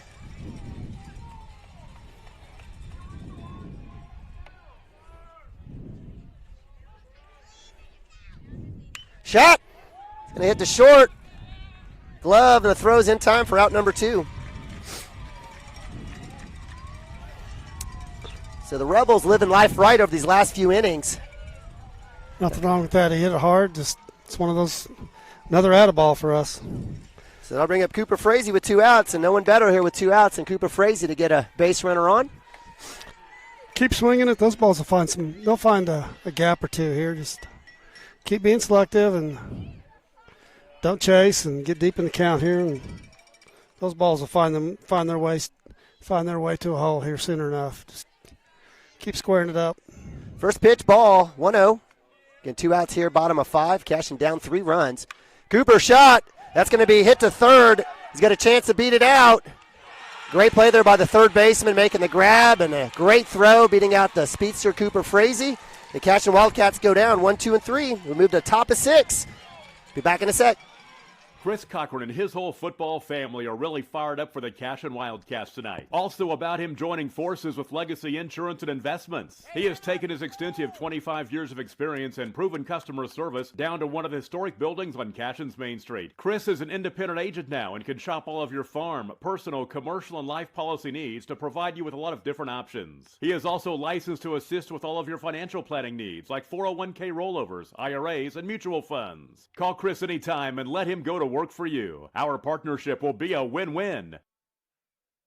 For 31 years and counting, Community State Bank has taken great pride in being your hometown bank. With branches located in Cashion, Dover, and Hennessy, CSB strives to reflect the small-town hospitality these communities are known for. Our friendly staff is here to serve you and provide one of the best banking experiences around, equipping our customers with the latest in banking technology combined with a personal, down-home relationship. Come into one of our local branches or visit us at www.mycsb.com. Community State Bank, small-town banking, the way it should be. Member FDIC. At Water Heater Man, we specialize in repairing and replacing all water heaters. We service the OKC Metro and surrounding towns with fast, reliable service. We keep our vans fully stocked with essential parts needed for basic repairs, and new tanks are always on the vans ready to go. We offer free estimates on all jobs with financing options available. We match manufacturer's warranty for all newly replaced water heaters. We'll get your water heater back up and running as fast as possible so you don't have to put your life on hold waiting for service. Give us a call today. 405-844-TANK. That's 405-844-8265. Go Wildcats! All right, welcome back. Cashion Wildcats TV. Got a few changes. Yeah, we do. So as you offered up, Dirk, we've got a change here as Cooper Frazee is coming out of the bump, and Gavin Fitbin's moved into short. Who's moved to left? Is that no subs. Hayden's gonna move out there to right. Okay. Lando's gonna move to left, and Gavin's gonna play short. And got Cooper, freshman Iceman, on the mound here. I think it's a good idea. I mean, it wasn't Branch's day, and not that he pitched that bad. His team can hit, and this will be a good change of pace here for, Cooper's arm slot's a little bit different. It kind of comes up over the top, and got the 12-6 curveball with lots of spin. So give him a different look and see what they can do about this. Yeah, I appreciate you guys joining us here today as we move to top of 6. Cashion down 6-3.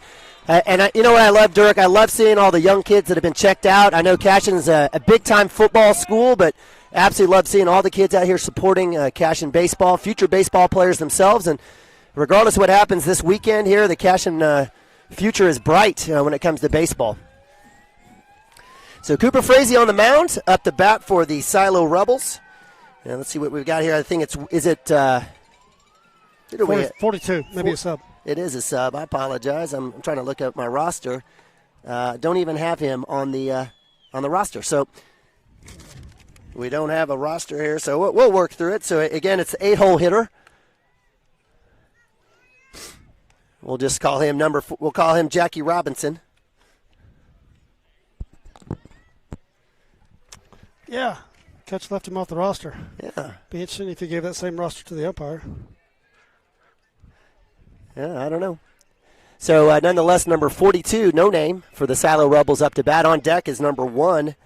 Maybe he showed up late. Maybe he just pulled up Mason in the parking lot. Urbani, huh? Showed up late. Maybe he just showed up at the parking lot. Hey, freshman, give me your uniform. Get out there. Get out there, kid. So I think they're getting that squared away as the home plate's taking care of that. Nick Nabavi and him having a little chuckle there, BFFs. So Cooper Frazee, freshman on the bump. Fippen short that's replaced him. Lagasse moving to left field. First pitch inside for ball 1. We still have Bronaugh at center field and Hayden Branch, again, given about 6 runs, 3 strikeouts, moved to right field. Breaking ball. Nice job there by Frazee. Cooper doing what he's done all year.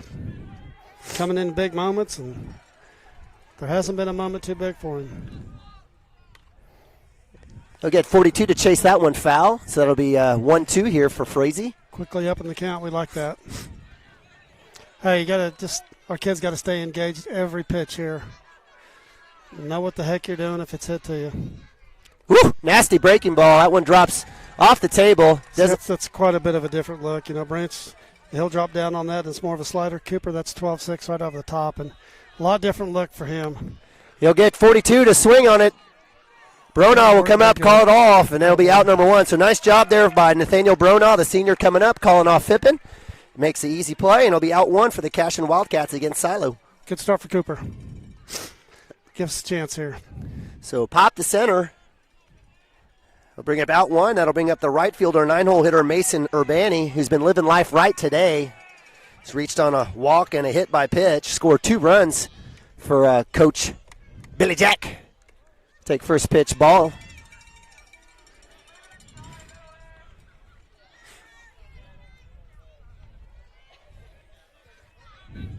We got the folks from Calera out here hanging out. Black and gold. We remember Calera regional finals a couple years ago. Is that right? Back in 2019? You got a better memory than me. 2019? Or was that Canute? I can't remember. That was Canute. Canute, my bad. I'm done. That was Canute. I'm done. They're black and gold too, aren't they? They Canute? are. See? How can you forget that? Hey, I'm from Norman, man. I only knew about Norman and Midwest City, Edmond. Don't bring that Canute game up. Get me started. Yeah, that's what I was trying to do. I was trying to see if you'd bite on that one. Yeah, that was the only thing good about them is their colors, black and gold. And I say that because you're a Steelers fan? Pittsburgh Pirates? No, Sand Spring Sandlights. Sand Spring. Well, my bad. That's right. You're East Side guy. Regular ball, little chopper. It's gonna be a tough play. Come on, Cotter. Cotter with the glove and the throw. Nice. Yes, sir. Oh my goodness. That's a close one. I couldn't see if it was in the glove or not. I think Coach Bo needs to go over there and talk to the umpire or the field ump there. Have a conversation with him. So Cashion not getting any 50-50 balls today over at first base. So that'll be not out number 2, but a hit. And again, Mason Urbani needs to hit the casinos tonight. He, again, eyes offered up, living life right. Gets a hit here. Runner goes. Nababi with the throw. Dig. Was the tag not there? I think he got in there just under. That's a one hop. Camden did get a job to eat that thing and get the tag down on him. So 1-0. Cashion not getting any love in the field as we had a missed foul ball on a shot by Bronaugh down the third base line. A couple plays at first, and now that play at 2. Inside for ball 2, so 2-0. Yeah, we want to pitch this kid inside because he's going to be looking to hit the ball to right field here and move this kid or sack fly him over. Be nice to get something hit to the left side here or just strike him out, Cooper. That'll be shot. It'll be short. Nabavi with the ground with a throw to 1. Let's see if that's in time. Is that interference by the runner? No. So that'll score a run. Does Joey not have a free pass to catch that ball? No, not necessarily. I mean, the kid, as long as he doesn't leave his running lane, I don't think he did. So you can knock over the first baseman and plow him over as long as you stay on the line? It's just, no, I don't think that's the rule, Dirk. That's incidental, dude. I'm just telling you. It's not incidental. It took him out. He had a chance at the play. It took him out. Yeah, the kid stayed in his line, and it's just a tough break for us. Did he make any inference to not make any contact? Dirk, I'm telling you, that's an out. So with one out, run comes in. Coach seems to be good with it. So that'll bring up two-hole hitter Chase Corbin. Never good here. We got force third and runners at first and second. One out, get a ground ball middle here, and let's turn it. Strike there for my man Frazee. 0-1, one out. Cashion down now 7-3, giving up 7 hits.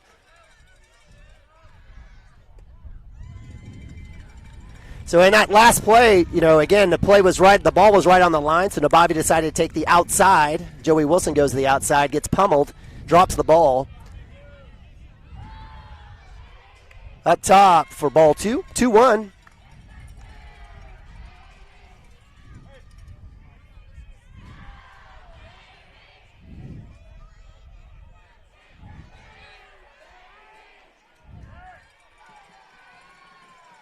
Time called by the batter.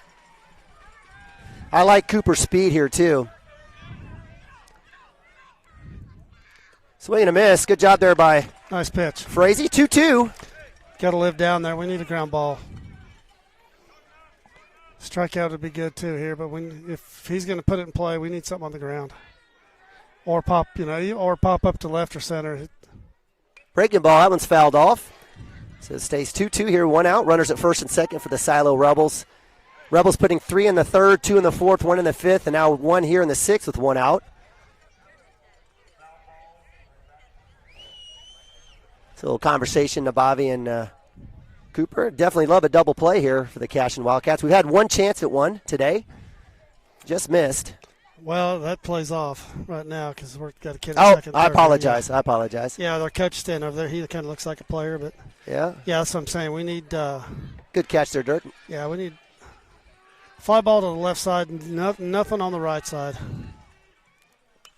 That one's straight up. That one's going to go out of the park. So again, 2 straight fouls there for number 22. Cooper needs to live Chase inside Corbin. here and make a ball. Make it tough on him to hit that ball to the right side. And we need a ground ball over here, a fly ball to left, or even center.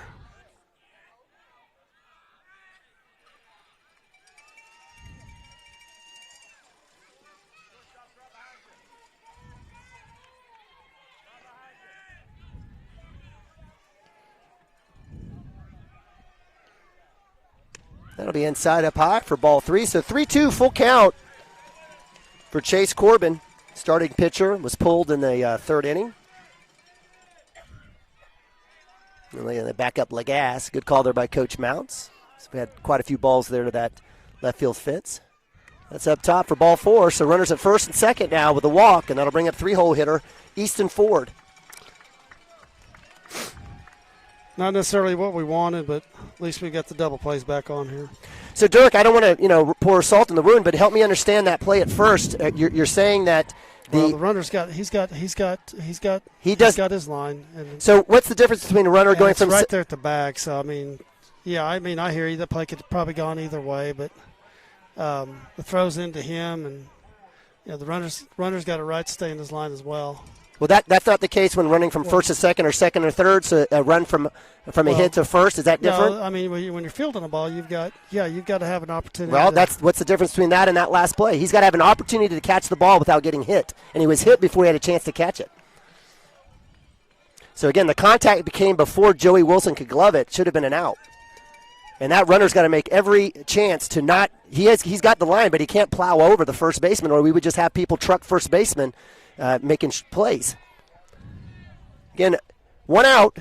Breaking ball drops in. Strike 1. Nice job there by Cooper. Get up in the count. Keep it down. Let's get a ball rolled up the middle here.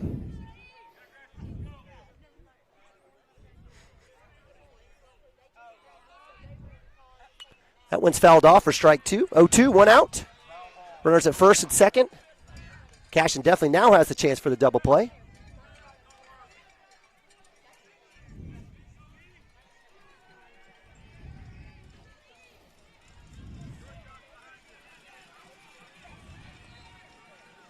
Little wheel move back to 2, no cover.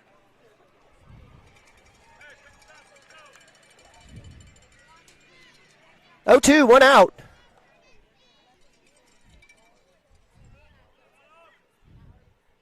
That one's hit to left. Lagasse is up. He's going to shoot 4 and won't be in time. The cut there by Cotter.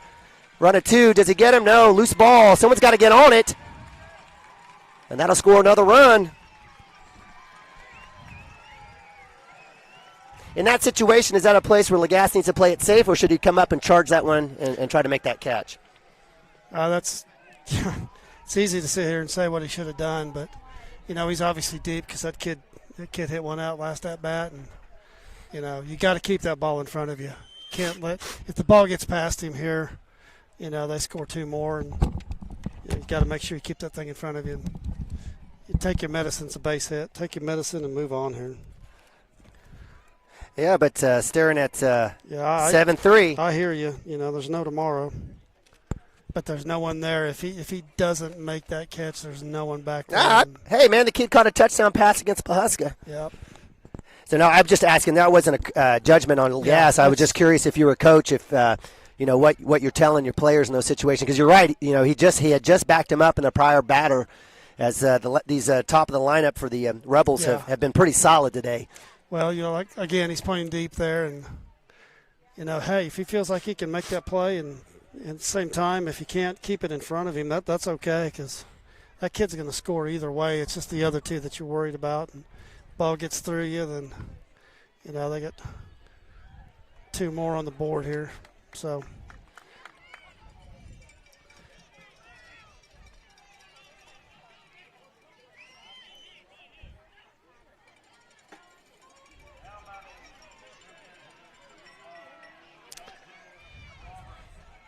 Yeah, desperate need of a ground ball here.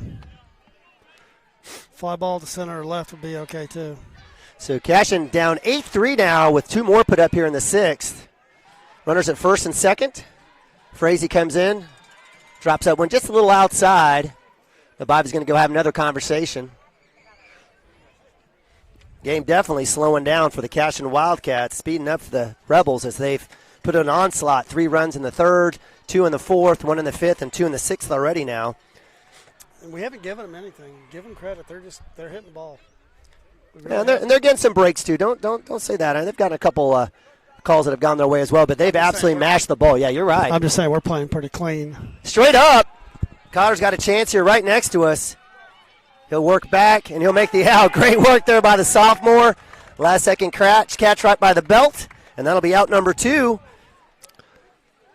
As Dalton Roberts is out, and they'll bring up Togan Connery for the 0-0 for the Silo Rebels with 2 outs.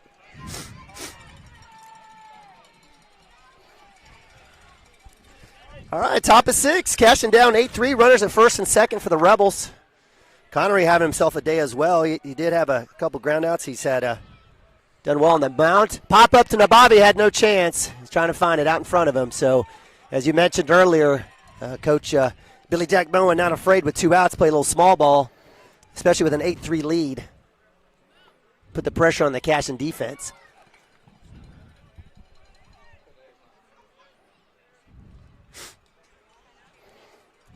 Again, just stay focused here and live low in the zone here. That one's popped out right, so 0-2.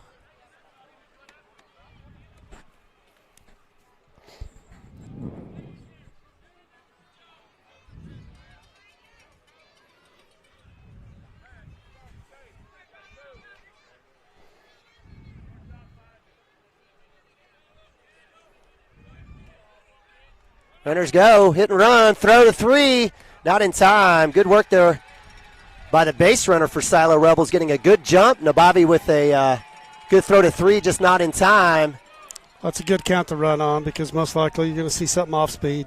Yep, and that's what we saw. That's exactly what happens. Good count to run on, and Nick did about all he could do there. Made it a play. Block there, little ball in the dirt there for ball 2. So 2-2, 2 outs. Hey, stay down there. Stay down low and don't elevate anything here. Throw to 3, little pickle. Shows his numbers. Nababi with the tag at 3, or at home, and that'll be out number 3. So Nababi with a couple more there at home. Kind of Cashion Wild. See what our body language looks like here. And so great move by Cooper Frazee there. On the throw to 3, Nick Nabavi gets a chance to show off his Tony Wood linebacker skills again. Gets the out at home. No chance for the base runner there. He wasn't going to go anywhere. And their coaches arguing the 45-degree rule, but go sit down, coach. You're wrong. That's good. That's a good, clean pick. We played that well. Cotter waited till the right time to throw it, and we didn't execute that very well the other day over at Kingfisher, and we did it about as good as you could do it there. And Nick gave him a little extra there, and I like it.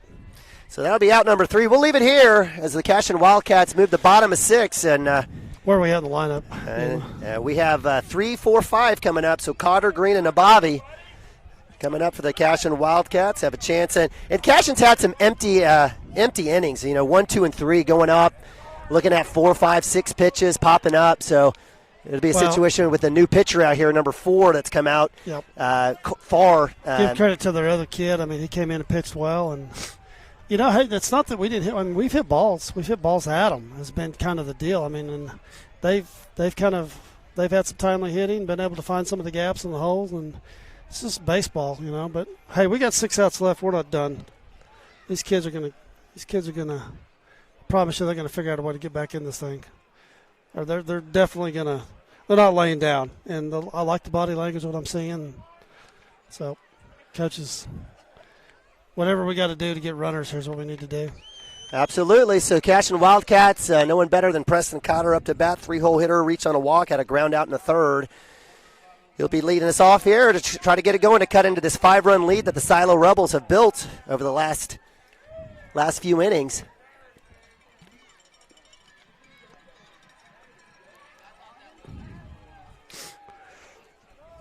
And Cashion doing their work in the 1st and 2nd inning, but have been held scoreless in 3rd, 4th, and 5th.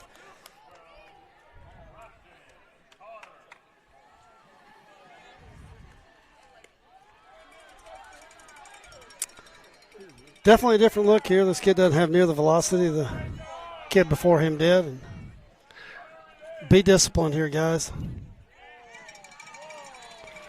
Caught her like that one. That's a big hack.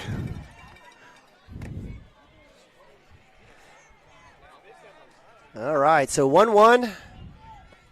Don't mind that for my man, 1-2, third baseman, sophomore Preston Cotter. That's in the dirt for ball 2. Uh-oh, going to have a little conversation here with the field ump. I'm surprised Coach Bowen hasn't come out to have a conversation. So we're going to clean off the rubber there. Nice work there by the field ump. Again, we appreciate our crew out here. 3-man crew for OSSA. Yeah, the Blue needs to be able to see the pitch plate. This kid's cheating his feet quite a bit, and it's kind of hard to tell if his pivot foot's on, but you can see it now. High pitch up top. Cotter takes another healthy hack, so 2-2. So Cotter wanting to make it happen with his bat, not his feet. 2-2. Should get something else to hit here. It's in the dirt for ball 3. So 3-2, full count back for Cotter. Any kind of pressure we can put on them right now we need to do. And kid's got to throw a strike here. How fast do you think Coach Bowen will have with this particular pitcher if he doesn't feel like he's going to get what he's going to need? I would have guessed he's going to have a very short leash. Swing and a miss. That's a strikeout. So Cotter goes down swinging, out number 1. And I'll bring it Brexton Green. Brexton on the day has a home run, 2-run shot, and in the 1st. I think a 5-run lead here. They'll pitch to Brexton. And had a well-struck ball to third base. Third baseman made a great catch there in the 3rd. Continued to hit the ball hard, so I like that. And 5-run lead. They'll pitch to him here with 1 out. And he'll get the call there, low and away. That's a tough pitch when the catcher's glove is below his knee pad there, but nonetheless, must have had some good action on her. 0-1 for Brexton Green. He'll foul that one off, so quickly out ahead, 0-2. Yeah, that's his pitch. Kind of inner half there, up, and we know he can elevate that one. Has he got 6 on the year now? Yeah, he's got 6 home runs. Brexton Green, wide receiver, plays football, so he's going to have a chance to go play at Emporia State, a wide receiver. Fantastic senior on the state championship football team for Cashion. Up top for ball 1. Again, that's the beauty of coming to Cashion. You have the chance to do as much and anything and everything. Again, big shout out to the academic state team as well. State runners up. Shot, that'll go to in between third. Nice job there by Cashion, or by Brexton Green. Finding that spot in between short and third. Hey, little CNI ground ball. We like that. That's a good start. So one down here and get right back in this thing here. Hit by Green, gets him to first. That'll bring up Nabavi up to bat. With one out. On deck is Landon Lagasse. See if they shade Nick a little bit here. Nope, they're staying straight away here. It'd be nice to get one down third base or down the first base line here. Like I said, it's a big field down the line. You got a lot of room to run, and ball gets hit out to the outfield. This kid can go from first to home as fast as anybody. It's typical Nick fashion. Stares at first pitch strike. We saw him the other day on just a little. I know there was 2 outs and he was getting a jump, but goes first to third on a little single, and the ball's hit pretty deep here. To the track. Hit the fence there. To the track. No chance for Green. So good hit by Nabavi. Just not in the gap, and that'll be out number 2. I think that's a base running there, Nima. I think Coach agrees. The ball is hit deep, and ball's hit deep in the corner. That kid's got to turn around and make a throw. And so well-struck ball by Nabavi is an out 2, and that'll bring up Landon Lagasse with Brexton Green at 1. Hey, we've been good all year in this situation. First pitch strike there. So Lagasse getting behind the count quick, 0-1. We've lived on 2 outs all year long. No better time than right now.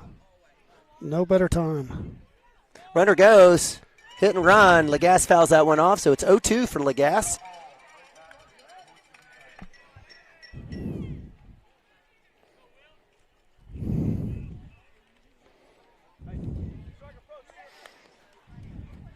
Junior up to bat. Junior Joey Wilson on deck.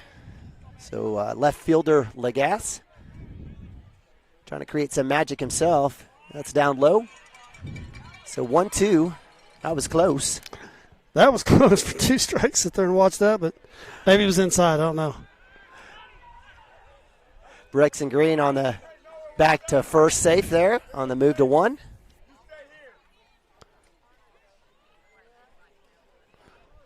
It's good count to run. They know that, and they're trying to keep him close. Expect something off speed here. I'd expect a steal for sure then for Brexton Green based on that. He stays at home. Slapper to third. That'll squibble through. Lagasse with his speed, and that'll be error in the infield. And Lagasse reaches, and Cashion's got runners at first and second with my man Houdini, Joey Wilson up to bat. Hey, we're swinging away from making this a 2-run game here. Like I said, we've been living on 2 outs all year long and been good at it. And see if Joey can get something to hit here and do something with it. No one better than number 3, Joey Wilson. He's been hot. Fantastic district, fantastic regional, and he had a 3-run home run against Oklahoma Union in that regional finals as well. He got all of that ball. That's still traveling. Breaking ball swung on, and that'll be a fielder's choice, and out number 3. Easy play there for the shortstop, and that'll end the risk or the threat there by the Cashion Wildcats, who had 2 runners on.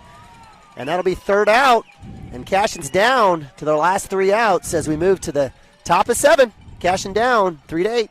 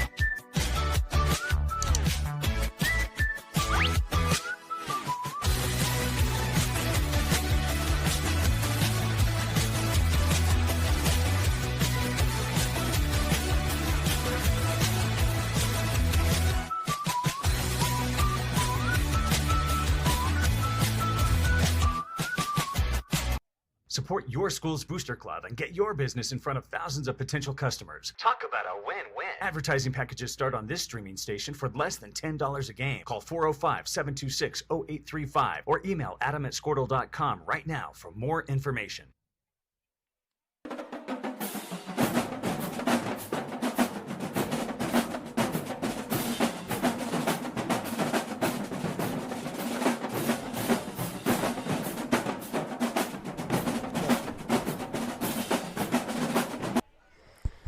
All right, welcome back to Cashion Wildcats TV. We are now in the 7th inning. It's do or die for the Cashion Wildcats here in quarterfinals, state playoffs. Neiman Abavi, Dirk Fippen here, Cashion Wildcat TV production, broadcast of spring 2021 baseball. And we've got a change on the bump, Dirk. Got a change on the bump. Give him another look with Gavin here. I think this move, in my opinion, is probably twofold. Give them a different look, but this team's capable of being right back here again next year, and give him an appearance here, and let him feel what this is like, and I think that's probably what's going through Coach's head. But Gavin pitched really well in the regional, so he did. Give him a different look here.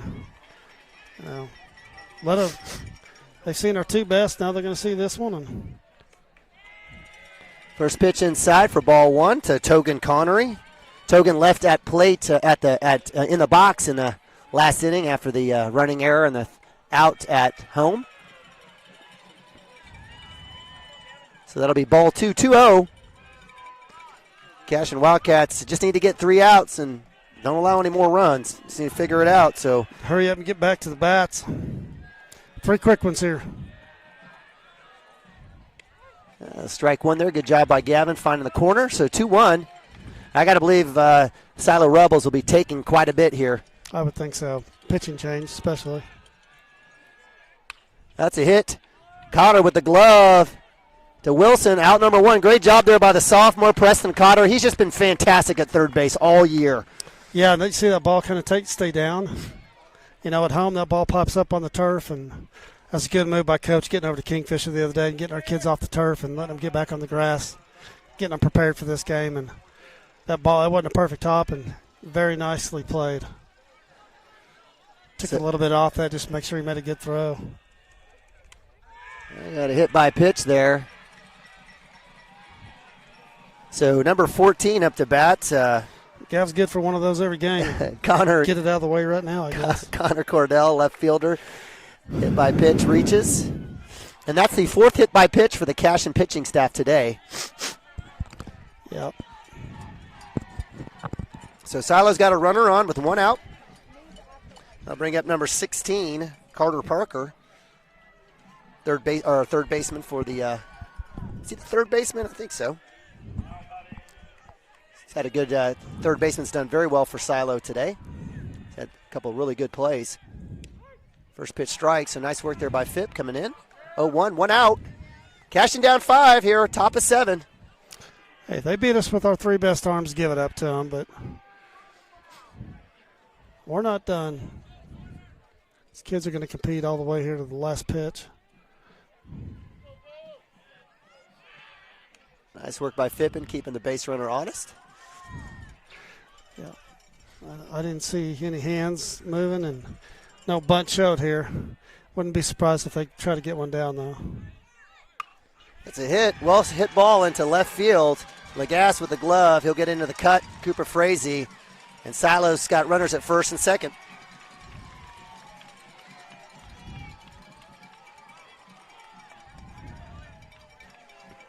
And that'll bring up number 4, pitcher right now for the Silo Rebels, Will Farr, so previously at second base. So Cashion with a chance here, maybe get a little double play.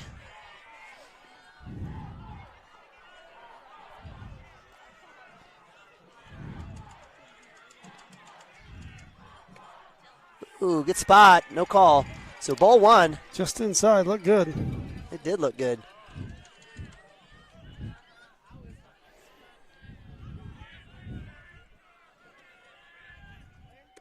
There, he gets that one. So strike 1, 1-1 for Phippen against Carr. Yeah, he's not button. Farr. His mind, he's like, okay, 2 runs really open this thing up is what he's thinking, and Gavin needs to make a pitch right here. Up top for ball 2. And appreciate you guys joining us here on Cashion Wildcats TV. It's a packed house. It's been a great day, wonderful afternoon, beautiful. And hoping for a Cashion comeback here. Little move, no cover there.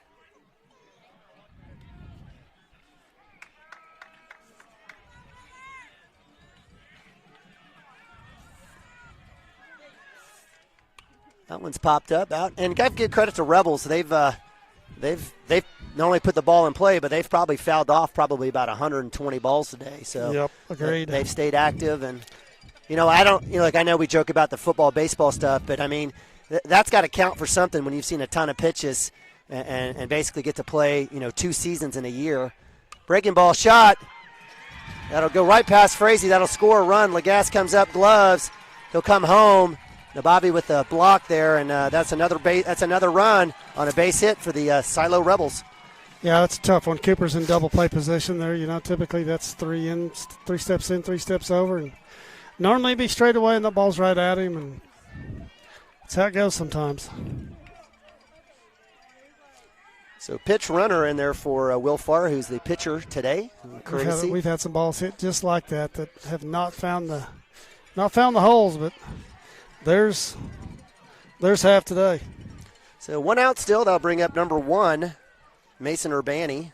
McNabavi with a conversation with his homeboy, Gavin Phippen. Again, 3 seniors on this team, Nathaniel Bronaugh, Hayden Branch, and Brexton Green. They've laid it on the line for the Cashion Wildcats this year. It's a junior class that's going to be the anchor and has been an anchor and will continue to be an anchor moving forward for sure. Future definitely is bright. Got a couple sophomores and a couple freshmen coming up, 2 or 3 freshmen. All 3 of those seniors have provided just fantastic. Not only just played the game well this year, but just their leadership's been as good as it gets. And Totally agree. Definitely have left a strong foundation for the boys following them. And, again, what can you say about, just them as kids as well? Yep, absolutely. Up top, breaking ball. One of them's going on to play baseball, one's going on to play football. Nathaniel's going to see if he can walk on down there at Connors, and with his work ethic, it wouldn't surprise me if he makes that team. And but again, these kids have been good all year long. And hey, we got 3 outs left here, right? We're just taking time to honor our seniors. That's all. There's no give up on this team. Bunt was the one. Force at 3 is there. Field up makes the call correctly. Let's see if Coach Billy Jack has any complaints. I guess no complaints on that one. So let's see if Cotter's okay. He may have taken a spike there. Is he okay? He's all right. So that's a tough spot in the ankle there. So that'll be 2 outs. And that'll bring up number 10 for the Silo Rebels.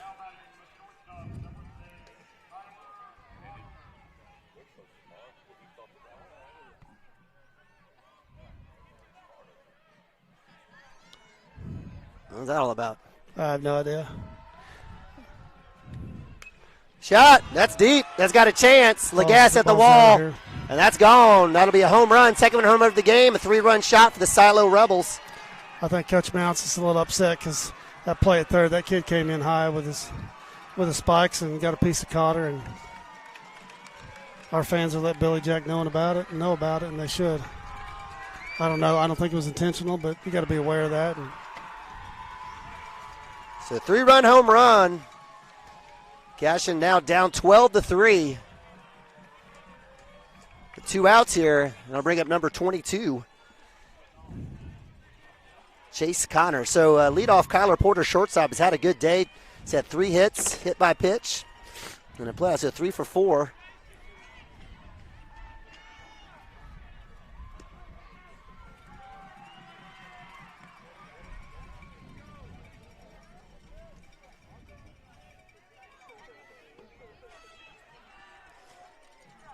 So 2-0. Again, Cashion Wildcats giving up 11 hits, a couple errors, 12 runs. That'll go right side. Foul, so 2-1 for Phippen. Facing up against 2-hole hitter Chase Corbin, who has a hit in the third, a hit in the fourth, ground out in the first, and a walk in the sixth.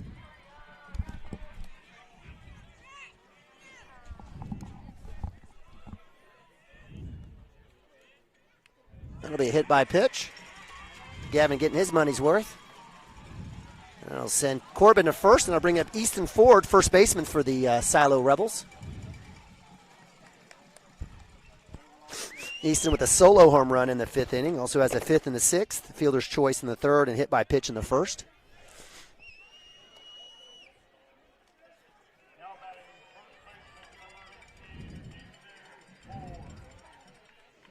Throw it one. Good work there by Fippen. Corbin able to get back in time.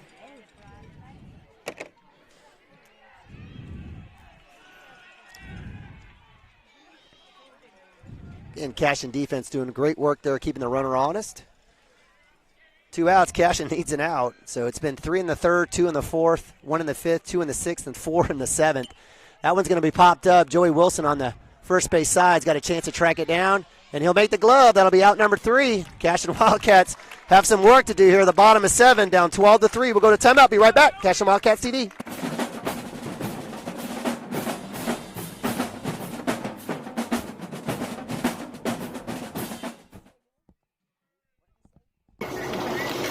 Storm season is coming, people, and your first choice for roofing needs should be Rhino Roofing. Locally owned and operated, the Rhino specializes in all types of repair and replacement. Large scale, traditional, modern, unique roof lines, they can do it all. Protect your home and your family with the specialized services of Rhino Roofing.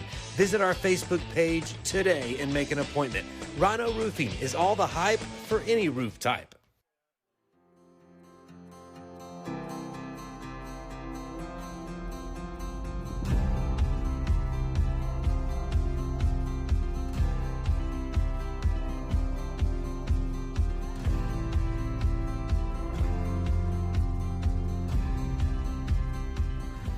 I'm Todd Miller, and this is Grain & Grange, the coolest furniture store you've never heard of. Come see us.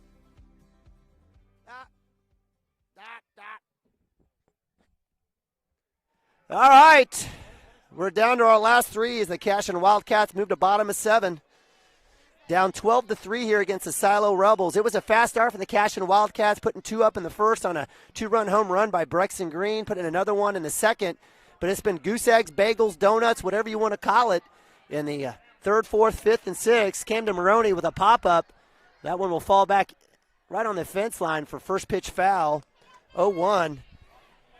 It was Branch that started for the Cashion Wildcats. Cooper Frazee coming in. Gavin Fippen getting a run here on the bump here in the top of 7.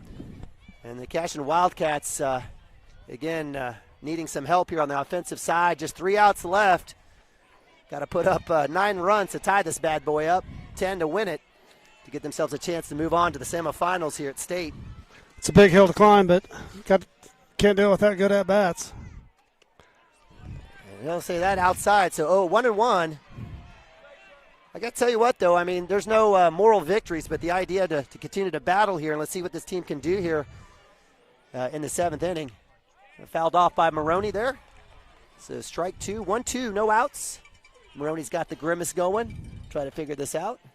Again, of the teams here, I think, is it Morrison that's the only other team that plays football? Morrison's not here. So is Cashion the only team? Hartshorn. There's 3. Hartshorn. You should be proud. There's 3 teams in this thing that play football. Fantastic. And we're obviously one. Hartshorn, and who's the other one? Hartshorn and Christian Heritage, right? Or not Christian Heritage, but help me out here. I don't know. It's okay. That's fantastic. Now, I don't think there's been a team that's played football that's won the state title in probably Christian Heritage 100 years. Shot, Maroney. That'll go deep. Great play there by the right fielder on the out. Well-struck ball. And I tell you what, Cashion has hit the ball today. Hey, we hit balls at them, and it's just it's been one of those games. Can't find the holes. And give Camden credit there. Got a good count and put the wood on it. So that'll bring up Gavin Fippen, the junior, up to bat, pitching right now. Played a little shortstop in left field. Gavin had some nice plays there in left field. Yeah, and frankly, there hadn't been a lot of football teams, especially in 2A, but even in A, get there. I mean, it's been a few, but, obviously we've been there, but. But win it. Well, yeah. But I'm just talking about win it. Shot to third base. That'll go foul. Good job by Coach Mount. So 1-1 for Gavin Fippen. It's not sour grapes. It's just an idea to say, hey, man, it's tough to beat teams that don't play football, that play fall baseball. Sure. And this team's good enough. Yeah. Been out hit today. And, just had some calls that could have gone our way that didn't. And, you can't cry about that. And I can. Still got to go play the game. I can cry about it. We just haven't got a lot of breaks. Balls haven't fallen in. And, that's all right. Got 2 outs left. Fippen, that's sky high. Need that ball to get out of play, and I don't think that left fielder is going to get there. He got there, made a fantastic attempt. So good effort there.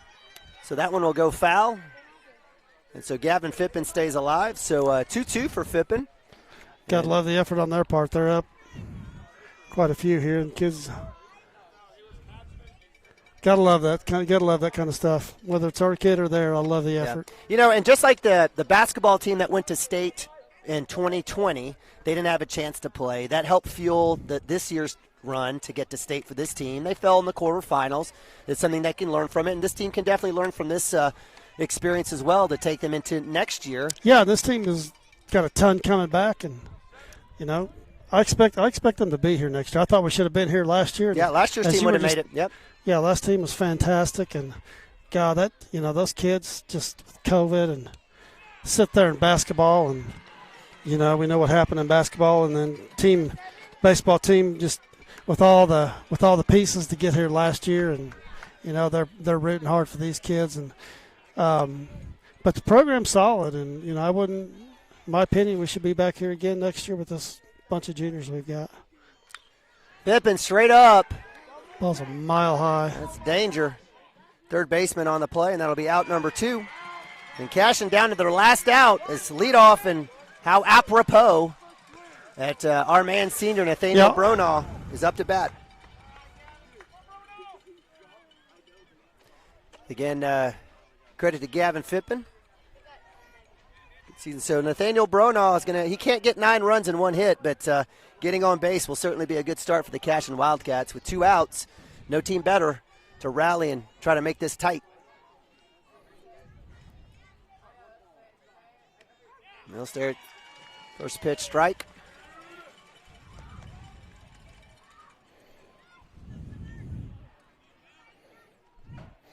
Yeah, like, just talking about, next year. Pop up. Need that ball to get out of play here. And third baseman, and that'll be it. Cashion Wildcats go down 1, 2, and 3, and their season comes to an end as the Cashion Wildcats fall the Silo Rebels 12-3 in quarterfinal action. Cashion Wildcats moved to 27-7 on the season, and Dirk, certainly a lot to be proud of for Coach Mounts and this squad this year. It's a great season. Great season, and like I said, I don't know how that team last year was good, and we've had a bunch of good teams. As far as the wins goes, this might be a school record. I don't know, but either way, these kids, deserve to be here, and they earned it, and just didn't get their way today. Yeah, it was a good fast start as the Cashion Wildcats jumped out 3-0, and got up early, and give Silo some credit. They hit the ball well today. They hit the ball well. There's a ton of credit for Silo. Sure, Again, a solid, one of the winningest programs, winningest coaches in the country in the history of baseball. A team that plays fall baseball and spring baseball. They have a chance to continue to work through all the things they need to work on their craft and their game. It was on display today as it was the hitting for the Silo Rebels that made it happen for them today as they put up 11 hits and 12 runs to take the win. Dirk, we're not going to – It's a good motivator, though. I mean, I think we'll be back here again next year. We've got the skills to do that, and, we got some strong sophomores, a lot of juniors, but they got to feel the moment, feel what this is like here, and we haven't done that in a while, and, that's some experience that you just can't measure that. And, Nope. There's not going to be anybody more disappointed than every one of those kids, and you hate it for them, but – hey, we came here and competed, got up early, and, I thought we showed well. We sure did. Absolutely represent. Absolutely. Yep. Nothing to – we left it all on the field. And, again, kudos to Coach Mounts and the squad as they continue to get better and better and grow as a program.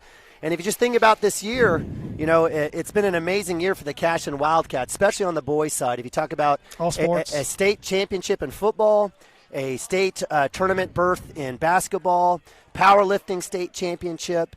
You have a chance to go here in baseball, and then the golf team getting runner-up. I mean, for a school that's with 865, a town with 865 people, an ADM of 180, right? Even smaller than Silo that doesn't play football.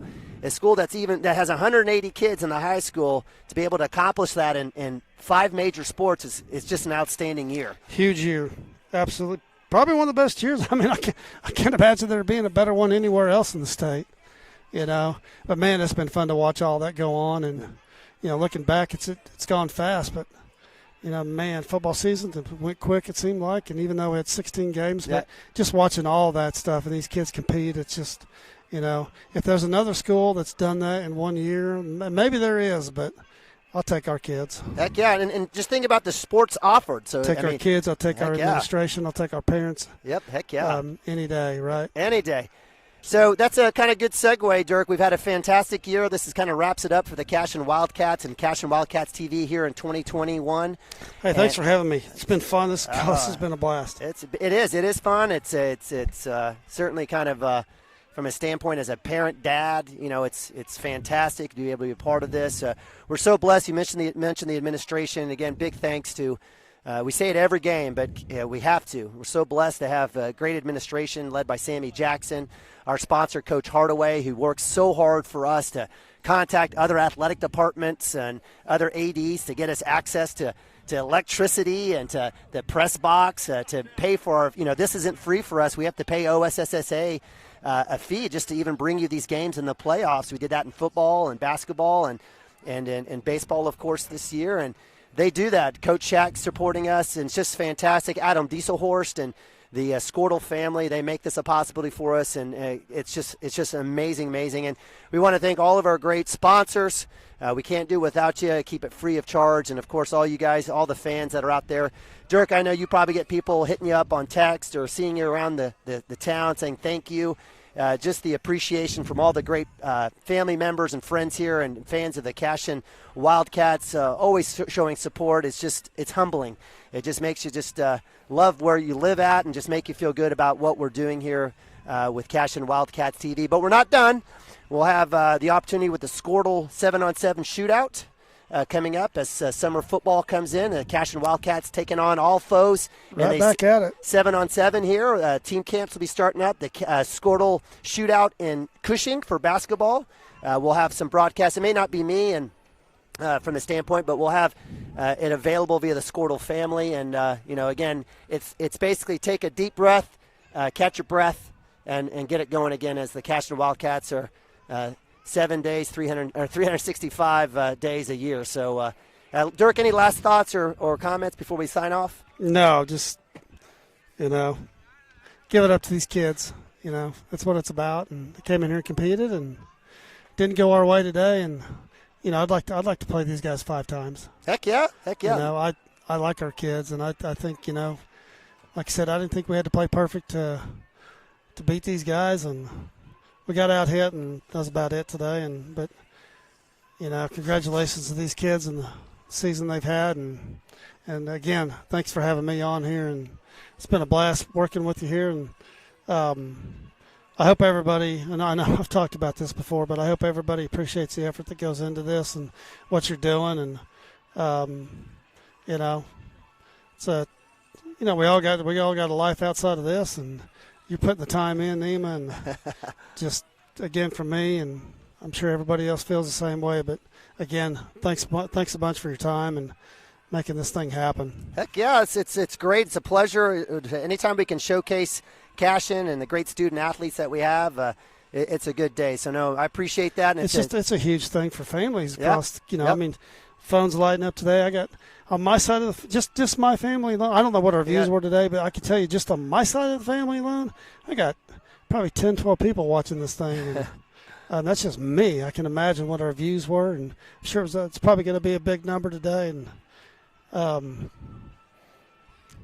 you know, heck, just like to have been out here tomorrow. Yeah, it would have been nice. The goal was to play 3, but it's all right. Kids competed, and so again, enjoyed it, and that's all I got. All right, that's all I got. I'm done, but it's been fun. Well, Dirk, you've been fantastic this year. We couldn't have done it with you. You've been the brains behind the game in regards, and we've absolutely loved you dropping knowledge just like Chris does in football and a little bit in basketball as well. We appreciate you. Definitely improves it. In fact, we had 1,400 folks, almost 1,500 folks watch today. It's good view. Hey, quick shout out to these guys down here at DeLisi. I got here a little bit early, and whatever we needed, they helped us out and made sure we had everything we needed to make sure this thing happened. So quick shout out to those guys. All right, so for Dirt Fippin', big thanks to Brian Nabavi doing the camera for us today. For all of you guys watching, again, we had over 200,000 folks watching throughout the season, and that is a huge number and just blows my mind every time you say that. Yeah, it is kind of crazy, but we really appreciate you guys. Super blessed. Again, thank you all so much, and we're not done. We'll be back, so hang tight with us. Watch us on Twitter and Facebook, and again, as always, go Cats and God bless.